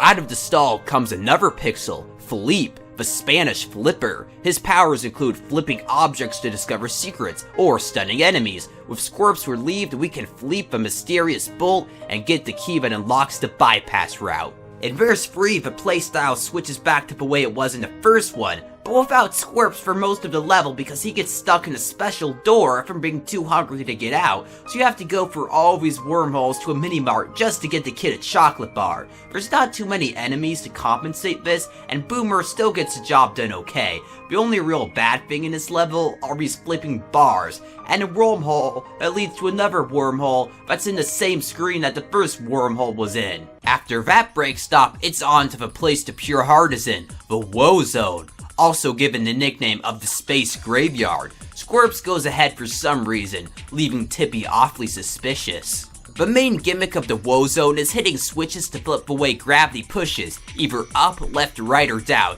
You might be annoyed to hear that the controls get semi-reversed whenever this happens, but on the plus side, they aren't nearly as bad as most people would expect. Squirps somehow made it past everything because he's waiting for Mario in the final room when a mysterious voice speaks. Now it's showtime for Big Boss Mr. L, the before-mentioned speaker of said voice. Now look at that character design. He doesn't look familiar at all. Who could this be other than a bad boy sent by Bleck himself to give Red Cap a burial at space? Mr. L can jump around like the main hero, only he can also do a super jump. Green Thunder can even heal by taking out a Shroom Shake, and what's funny is you can actually snatch it from him with Throw and get it as an item. Mr. L also takes quite a few hits to beat, not to mention just how agile he is. Just when you think it's over though, you're proven wrong with a second phase where Mr. L uses his brother robot, Brobot. This phase is like a space shooter, only with chocolate bars as power-ups to power up Squirps. Some power up your projectiles, others work as a shield, while others give missiles. Brobot is pretty tough, I'm not gonna lie. He takes a lot of freaking hits to destroy. He can fire with his giant laser, suck with a vacuum, and move around very swiftly. It's just challenging enough to put the player on their toes, but not frustrating to the point of being like the rage-inducing King Galaxian and Pac-Man world. Oh god, that brings back frustrating memories. At least here you can use items and grind up levels if you really suck at it, but in that, yeah, I don't want to go over that, so. Robot is an awesome fight, but all good things must come to an end, with the machine destroyed and Mr. L retreating. The whole time, Squirps was telling the truth. 1,000 years ago, the queen of a space nation put her son Squirps into a capsule for the chosen four to find. Then she hid the pure heart in the Woe Zone so no one could get to it, to ensure the safety of the universe. I love how this goes to show that the destruction of the Void will be so great that even places far out in the universe won't be safe, making this the most dire quest of a Mario game that I'm aware of. I also feel sorry for poor Squirps. He's a prince, but his mom's dead now and he's all alone. He doesn't even go anywhere or make any friends either. All he does is stay in his room with the statue of his mother, but not before he hands out the pure heart. How about some more dark lore for ya? Because I honestly don't think I could get any more depressed. Mr. L shows up at the castle along with his fellow minions. Old Chucks and Dementio are sent out, and we find out some more about the Count. Apparently, he once cherished the universe like no one else did because of the love of his life, but she passed away, with Natasha wishing she was the Count's true love. This is dark stuff, Nan. Now, does anyone see why I love SPM so much? Okay, let's make this stop at Flipside quick, because these transitions are starting to get repetitive, because, aw man, Tippy passed out, and Merlin tells us everything. A long time ago, he found a woman on the verge of death, cursed to wander dimensions for eternity. She was so close to death that there was nothing he could do other than transform her into a pixel. Nothing is known about who she was since she lost her memory, but she might not be able to stay in her pixel form for much longer. In the meantime, you're supposed to go find the next heart pillar. All around Flipside, there doesn't seem to be another. The only thing near is this bolt near the card shop, like the one in outer space. Using Fleep on it causes a hole in the wall to appear, leading to some sort of temple with blocks. Now, I honestly have no clue how this puzzle even works, but basically what I do is just hit all the blocks repeatedly, and hit them in different orders until, the puzzle gets solved. Another hole in the wall appears, leading to a spot behind the mirrors, only darker. Outside you see the normal message of where you are, but instead of Flipside it says, Flopside? That's right, but not quite alter ego version of Flipside, because everyone isn't evil here like they would be if that was the case, but some changes are apparent. Like the item shop guy being sad, or of his kid who likes cards and flip not liking cards and flop. We even meet Null Rem, the alternate version of Merlin. The heart pillar is in the same spot as the first one in Flipside, only flipped around. The Chapter 5 door opens in Flipside and not Flopside, by the way. No doors are in the tower here for quite a while. Back on the upper tower, Tippy is now feeling better, even chipper than usual, wanting to be closer to Mario as we open a new door. Where does it lead? Well, in the style of Mario 2, in a land of a prehistoric people, the Kragons. The tribe has been repeatedly attacked and raided by a flower people known as the Floral Sapiens. They've taken so many Kragons away to become slaves that the species could go extinct, and our new task is to stop that from happening. Outside of a village is just a cliff with these empty blocks. Back in town, this Kragon gives you a code. After hitting the blocks in right order, a warp pipe appears, leading to another area full of these mammoths, which are some of the most powerful enemies in this game. Like seriously, they take like 20 freaking hits to destroy, even with Bowser and Hot Sauce and all that. But you run into another dead end and some more empty blocks, so you go back to town and find the same guy, but this time he wants you to say please like 4 times. Seriously, why? Why do you want me to do that, dude? And after that, you do get the code, but the code he gives is too frickin' long. Just look at this monstrosity. You need a pencil and paper to write this down because I don't think anyone could ever memorize this thing. After that, go back here and hit the blocks in the right order and the level is over. Verse 2 is where things get a little more fun. The Floral Sapiens go down a pipe with the Kragons they kidnapped and cover it up with a block that looks awfully familiar. All across the place are stone tablets. One is at the bottom of a lake, another is inside of a black flame-shaped stone, and on the way to the last one is none other than Oh Chucks. This time he's serious, he's tough, and he's remembering getting ditched by a date. Dimentio also comes in, and using his magic creates an arena, just like the one we fought him in Chapter 3. Surprisingly, this fight is a lot easier. Maybe it's because I used Bowser, but it took a lot less time than the first. Oh Chucks is ready to die, when Dimentio comes in and tells him to do one last thing for the count, which motivates him, and he farts away. Weird. Finally, we get the last tablet by walking in a circle around his duck. And now let's get our reward. On top of this mountain, there's a bunch of slots for the tablets. Inserting them in the right order unlocks a new pixel, Kudge. Like everyone would assume, Kudge works like a hammer, breaking yellow blocks, as well as being the best pixel to fight enemies with. Oh, and Kudge screws whatever you type in right before getting him. So how about everyone, subscribe without an E? Smashing the block and going down this pipe right here leads to a cave, which is the same cave that the kidnapped Kragons certainly are in. The first thing we run into down here isn't a monster or anything like that, but one of those fake TV adventurers, Flint Cragley. His crew got lost, who just so happened to also have the key which leads deeper into the caverns. So now we have yet more people to rescue, yay! At the end of the minecart tunnels are each of Cragley's crew, the cameraman and sound operator. When he returned to Flint though, he pulls a bell them by insisting someone else had the key, when he had it the whole time. Behind this door lies the deepest part of the caverns, where we will hopefully find the Kragons and the 6th pure heart. The Floral Sapiens earned the name Sapien from all of this machinery and high-tech screening, but unfortunately, we need a sprout to get through this door and a keycard to get through this one. Nearby, there's the best spot ever to ever grind experience in a game ever. Basically, there's this pipe right here and a question mark block, and you can get on top of it and use Bowser's Fire to kill these Floral Sapien enemies, and they die in like one hit. So just get a clip chip and put it on your Wii remote and down on the D-pad and just hold it there, and you're gonna need to watch it, because when you level up, you have to hit 2 to get past that screen.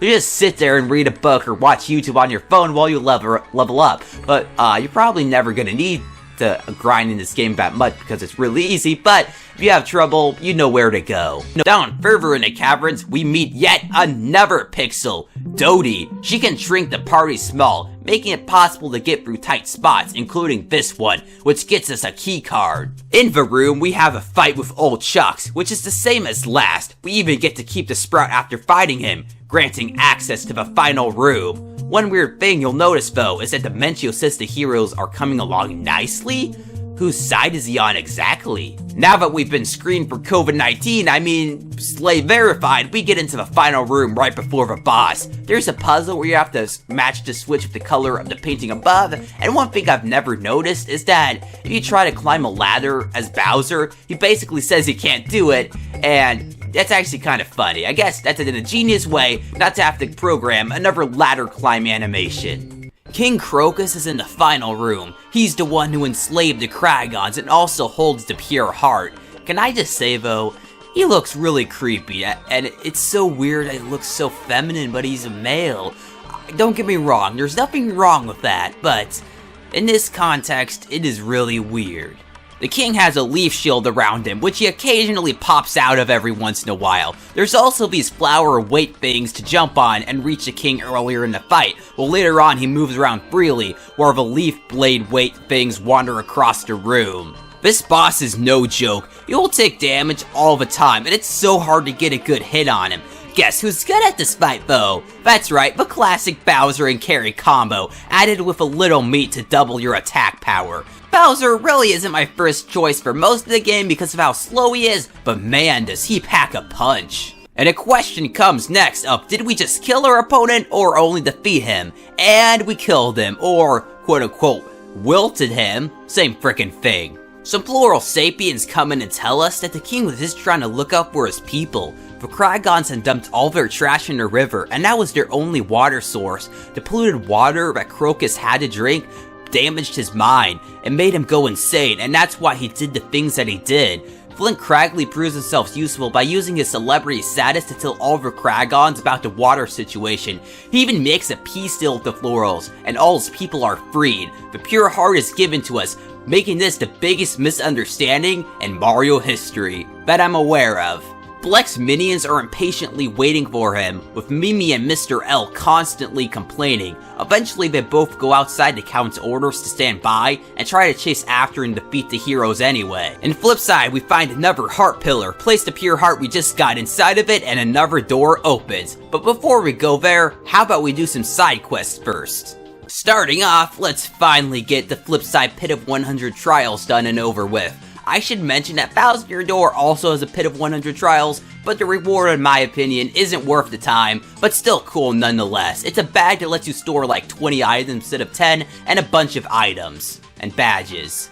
The Pit of 100 Trials in SPM, at least the Flipside one, is much easier though than the Thousand Year Door one. In fact, you could probably beat it after Chapter 3 if you really wanted to, but I waited until now because I wanted to be on the safe side. The labyrinth goes like this. You enter a room, fight a bunch of enemies until one of them drops a key, then use it to open a door to the next room. Rinse and repeat 100 times with the enemies getting steadily stronger. There are no items except from this guy, and the only way out is an exit, but only one of those are open every 10 floors, along with a rare card. Make sure you're leveled up and bring the best items you can find, because getting a game over here means you have to start all over again. On the 100th floor of the pit, Fractal's newer model, Raptail, lurks, but unlike his brother, this one is extremely hostile to the chosen ones. The way he's fought in is the same though, but unlike last time, Peach can use her umbrella to float over to his head after a phase is over. Raptail is pretty tough depending on what level the player's at,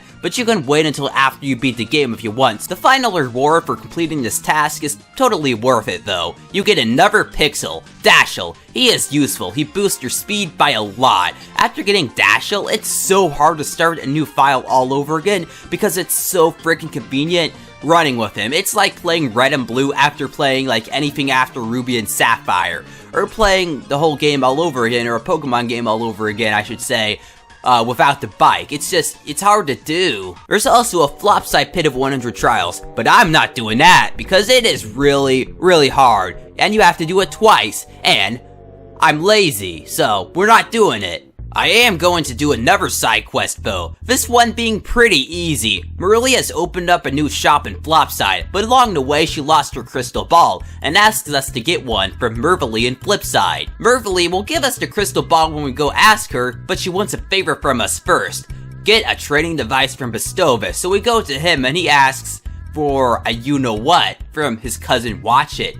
And watch it once, guess what? A favor from us. He's gotten dreams and visions for millennia and wants us to go tell her to get out of his dreams. So we go to the chamber and she tells us some more stories that put us to sleep. And we get her autograph. We exchange that for a you-know-what, we exchange a you-know-what for a DS, and a DS for a crystal ball. Finally, Merle gives us a key to an unknown door to somewhere. There just so happens to be a locked house in Flopside, which the key perfectly fits into. Inside is our 11th and final pixel, Piccolo, who is completely useless. All she does is play a musical tune and change some sound effects. She can cure curses and break music blocks, but there's only like 2 of them in her whole game, and curses don't even last very long, so this is kind of a waste of time if you don't like the side quest and like the story stuff about it. I swear, if this was the reward for the Pit of 100 Trials, I wouldn't try to defend this game at all. With those quests completed, I think it's time to get back to the main campaign though, so let's go do that.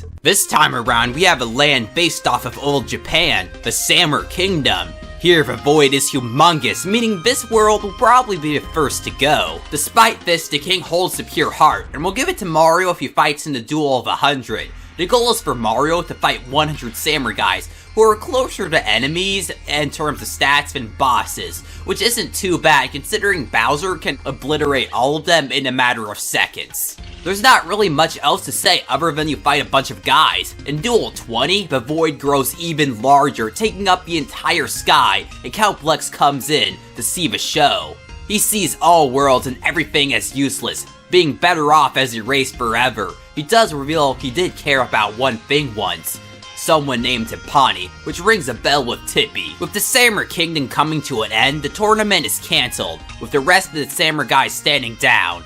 In the next verse, the king finally sees the light and straight up gives us the pure heart. Only, it's a trap? Why, who could have done such a thing? Who else other than its shape-shifting imp, Mimi? She took the real king's place and fights the heroes in a boss battle to waste their time. By the time she escapes, it's over and the void consumes the kingdom. Mario and Co wake up on Flipside Tower. The world must be gone, but the door still remains. When you finally get the nerve to go back, you're met with an unsettling sight. A world of nothing. The background's all white, like it's a blank canvas. There's some furniture and such here and there occasionally, but everyone is dead. Let me repeat that. Everyone who has lived here is dead. Or deleted. Whatever way they want to put it to tone it down for a family, you get what's going on. You keep going on, but see nothing until you reach the pure heart. But there's something off about it. The glow is gone and replaced with a stone cold texture. Will this thing even work, you wonder? Just then, it's Mr. L, who's come to stop us once and for all. This time he fights us in Brobot, but in a regular battle style instead of a shooter mode like last time. He's hard to hit, has some very hard to dodge attacks, and can take quite a few punches, even with Bowser. Even so, he's still no match for us, and we get another pure heart. After the heroes leave, Mr. L wakes up alone, until Dimentio pays him a visit. The Green Thunder is ashamed to show his face to Black again, but Jester takes this the wrong way and murders his fellow minion. With no one else there to know of his actions, Dimentio could just tell the Count that Mr. L must have come back too late and got deleted along with the rest of the kingdom.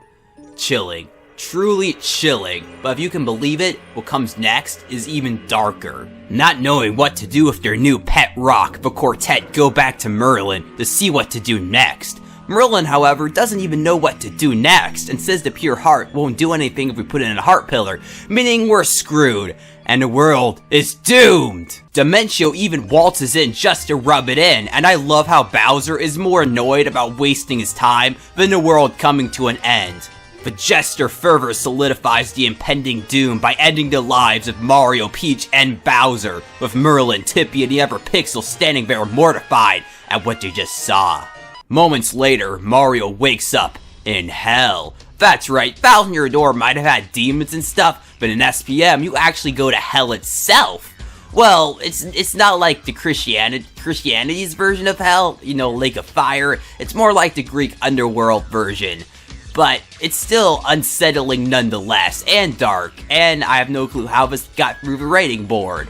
Many souls roam around, they tell you many things, but this is the underwear, a place where people whose sins outweigh their good deeds go to when they die. And there's another place too, the over there, where people who have many good deeds go to when they pass away. We must go to Queen Jady's to have her sins weighed to decide which place the plumber will spend eternity.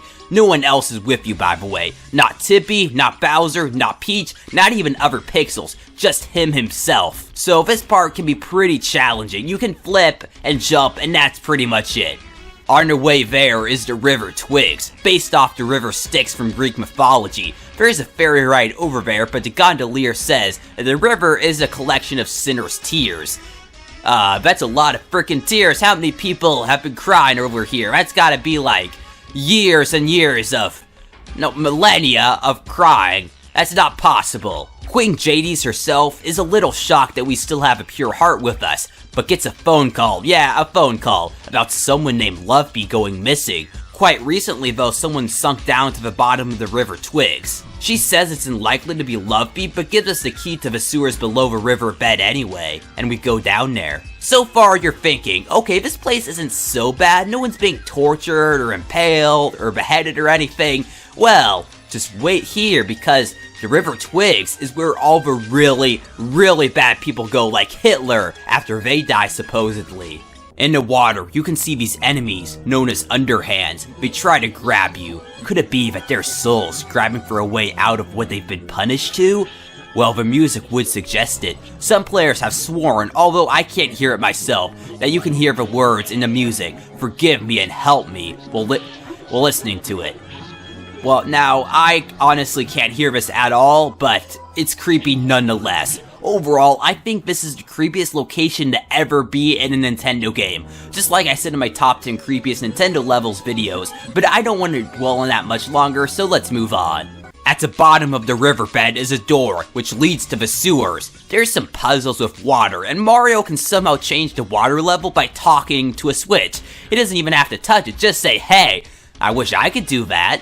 In a back area at the bottom of the sewers, at the bottom of a river of eternal punishment in hell, is Luigi. Can't really get any more lost than that, can ya? With the bros reunited, Luigi agrees to come along with Mario to help find Loveby, and now after all that time, the Green Bean finally joins the party. He is the best by far at platforming, being able to jump much higher than anyone else, and if that wasn't enough, he can also do a super jump, which pretty much breaks the game. He's even able to jump these pipes and get up to a previously blocked area where Loveby was hiding. She insults the bros, wanting a prince to rescue her instead, and asks us to guess her name. After you do so, she runs back to her mother, Queen Jady's. Queen Jady's manages to revive the pure heart and gives us some good news. The bros aren't actually dead, just warped to the underwear, and with a magic spell, Jady's warps them back to Flipside.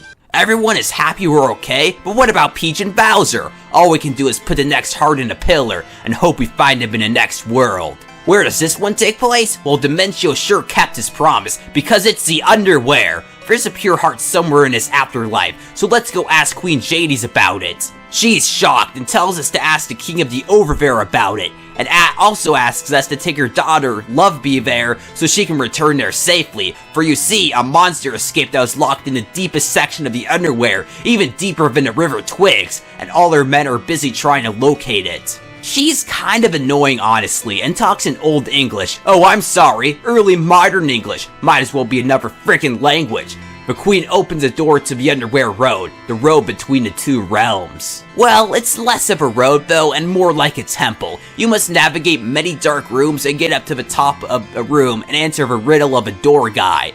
I love how at the beginning of the question, he leads you on to believe that it's a math puzzle or something, and then he just asks you like, who rules the underwear and stuff like that.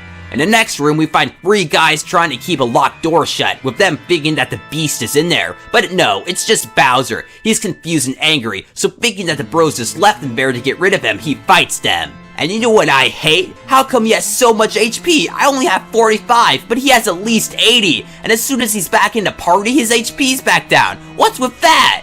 Oh well, at least his attack power isn't as high as it would have been otherwise, or yikes. With Bowser rejoining the party, those guys give us the key to the next room, where Bowser's fire can light up the room for a short period of time.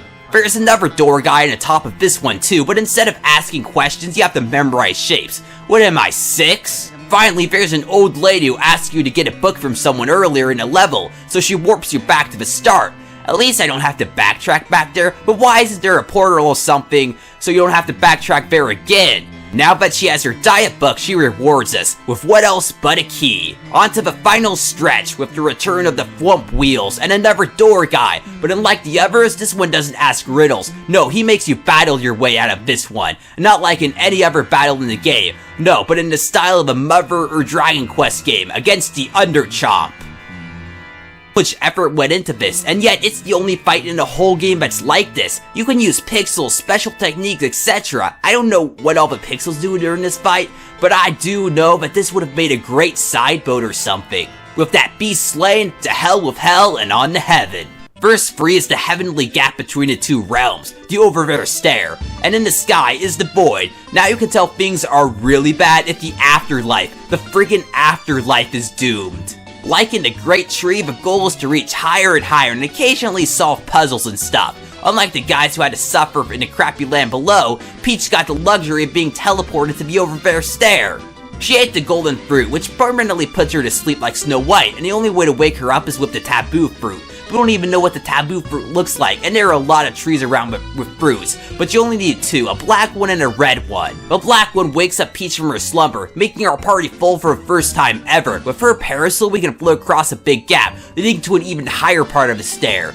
Near the very top is a cloud who wants to get bigger. Giving him the red fruit I said to save earlier does just that, and voila, 7 floors, all that's left between now and getting the final pure heart. The Overfair itself is a dungeon that doesn't look like one. Lovebee's father, Granby, the king of the Overfair, has been taken prisoner. Yeah, God being held prisoner. And to get to the place he's being held at, you need to collect 3 orbs. The first 2 aren't that hard to get, but the last one is hidden in a section that's off screen, meaning it takes freaking forever to finally figure out you can get over there. Once you collect all the orbs, the bridge to the palace is rebuilt, and a fight between the inhabitants of the Overfair and the bad guys takes place, with the best quote of all time, "Thou art toast!" Inside the palace is Grampy, and the closest thing to the devil in a Mario game, Bone Chill. He's the monster that escaped from the underwear and has been searching for the pure heart. To make things even more shocking, it's revealed that Lovebee is the pure heart, and he can't have that, so we go on to go chill Bone Chill's bones. The only way to damage a thing is by attacking the head with Luigi's super jump, and I really need to stop using items that double attack power, because I beat him in 30 seconds flat. So if Lovebee is the pure heart, what will become of her? Granby and Jadis try to comfort Lovebee, but she has an emotional moment. I mean, she has to give up her life to become an object in order to save the universe. She technically isn't even alive. Just imagine what this would feel like. This is probably the second most emotional part of the story. Just seeing her argue with what she thought were her parents at first, and then saying she loves them, it just breaks my heart. Eventually though, she gives up her life and becomes a pure heart in order to save the universe, making her our biggest hero. Of all the pure hearts collected, Count Bleck doesn't seem to care or worry about the heroes coming for him. His minions go to wait for Mario to defend the Count, and we even learn his true name, Blumiere. He even has suspicions that the pixel he ran into earlier might have been his lost love, Tympania.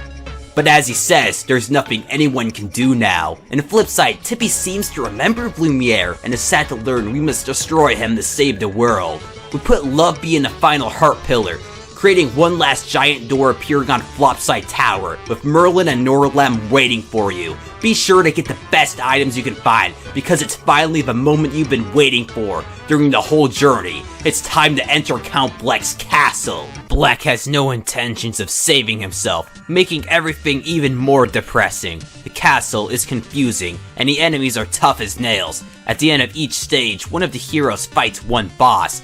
Bowser and Old Chucks have one last fight before the ceiling crashes down, with them both sacrificing themselves to save the others.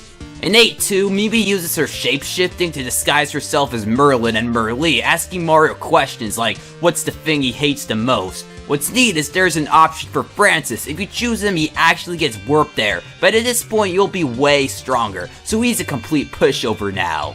In the end path, Peach and Mimi have a fight, but unlike last time, she turns back into her awful form, neck snap and all. Peach and Mimi are also met with a terrible fate, leaving just the bros and Tippy.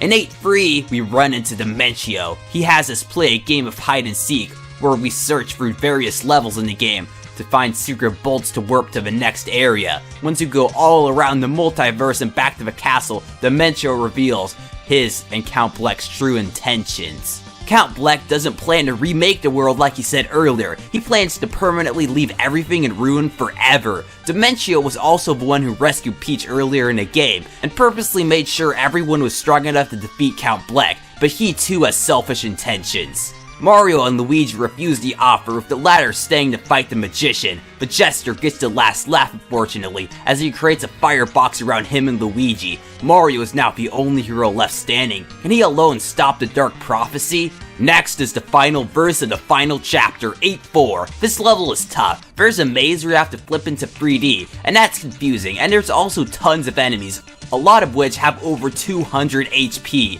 After what feels like an eternity, you see something, a save block and a question mark block that has an ultra shroom inside of it, all next to a big door, and I think we all know what lies behind it. The moment we've been waiting for is here. It's the fight with Blumiere, the Count, the wielder of the Dark Prophecy. Right here is the biggest reason why I love this game so much. Now, I think everyone can guess the story by now, but as a kid, it shocked me to my core. Tippy is Count Bleck's lost love, a woman he loved so much that when he lost her, it drove him insane, and it made him become what he is now. Like I mentioned earlier, after each chapter you get these storylines, and they all make sense now and tell a story. I might make a video someday telling the whole story, but for now here's the simplified version. Blumiere was a member of a tribe, the Tribe of Darkness, but one day while injured, a human named Timpani takes care of him. She doesn't care about what he is, and over time they decide to see each other more often, and then they madly fall in love. Before they can get married however, Blumiere's father takes Timpani and traps her into dimensional limbo, leaving her to die. However, this is also where Merlin found Tippy and transforms her into a pixel. Meanwhile, Blumiere is so devastated that he reads the Dark Prophecy, despite his father's warnings. So full of grief, he sees himself as the one in the book who causes the destruction of all worlds. He embraces his depression, not caring about any life, including his own, and destroys his whole home. Got all that? Well good, because things don't get any less complicated from this point on. It's far too late to change things back to normal, unless the Count is no longer living, since the Chaos Heart is bound to him. And since it's bound to him, he's completely invincible. Just when it looks like all hope is lost though, Bowser, Peach, and Luigi come in. They're alive! And with all four heroes united, the Pure Hearts counteract the Chaos Heart, disabling its magic. Now it's the real boss fight. Count Bleck has 150 HP and can create black holes to suck you in or slow you down to the point of being helpless. He flies across the screen and warps, making it hard to hit him, so Luigi is the best choice for this battle. There's also a good chance that when jumping, you'll get sucked into one of the Count's holes, but eventually, Blumiere sees the light. He sees the damage he's caused, and wants to reverse it. The only way to do that is for him to die. Just then, Natasia comes in and takes a hit for Bleck. Who did this? Well, who else other than Dementio? But Jester was always planning on betraying his boss, and used us to waste the Pure Hearts with the previous fight. He steals the Chaos Heart, and we finally know the identity of Mr. L. Luigi? Like it wasn't already obvious. Before he sent Luigi to the underwear, he planted a mind control sprout in him, and together with himself and the Chaos Heart, becomes a super powerful magic robot. With this, he'll create a new universe with himself as king, but first he warps everyone but the chosen ones to his new dimension. Try as you might, but this super Dementio cannot be harmed no matter what, and a void finally starts to devour the world. Flip side, Yule Town, the land of Kragons, and more. It seems as all hope is lost when old Chucks and Mimi come into the realm where Bleck and Tippy are in. They pledge loyalty to the Count no matter what, and all of his love creates more Pure Hearts out of nowhere. These once again cancel out the Chaos Heart's power, taking away Super Dementio's invulnerability. But he's still a hard boss with over 200 HP, lock-on missiles, moving platforms to climb, not to mention him constantly moving his head, which is his only weak point. Worst of all is how you can't use Luigi. He would put this boss to shame, but I guess the devs realized that and wanted to make things more epic. Even Bowser and double attack power items don't help because they really don't make it any easier to hit him. I think the best thing about this fight is the music. This tune is awesome. It's a mix of Mr. L's theme, Count Bleck's theme, and of course Dimentio's theme. The title of it is fitting too, The Ultimate Showdown. Well, this showdown's over because this clown is toast. He says he's been saving one last surprise for us. What could this be? Luigi is freed, and Bleck and everyone else are freed, but the Count gives us some bad news. Dimentio created a clone of himself to carry the Chaos Heart. It won't last long, but will last long enough to see the universe to its destruction. Then we get one of the most emotional scenes in the game I've ever played so far. Tippy and Bleck finally get married, and her love is strong enough to create more pure hearts, and that's able to reverse the void, but not without taking the lives of the couple. Every world is restored, the heroes meet back in Flipside, the credits roll, and the story ends with one last image of the Count and his love sitting atop a hill.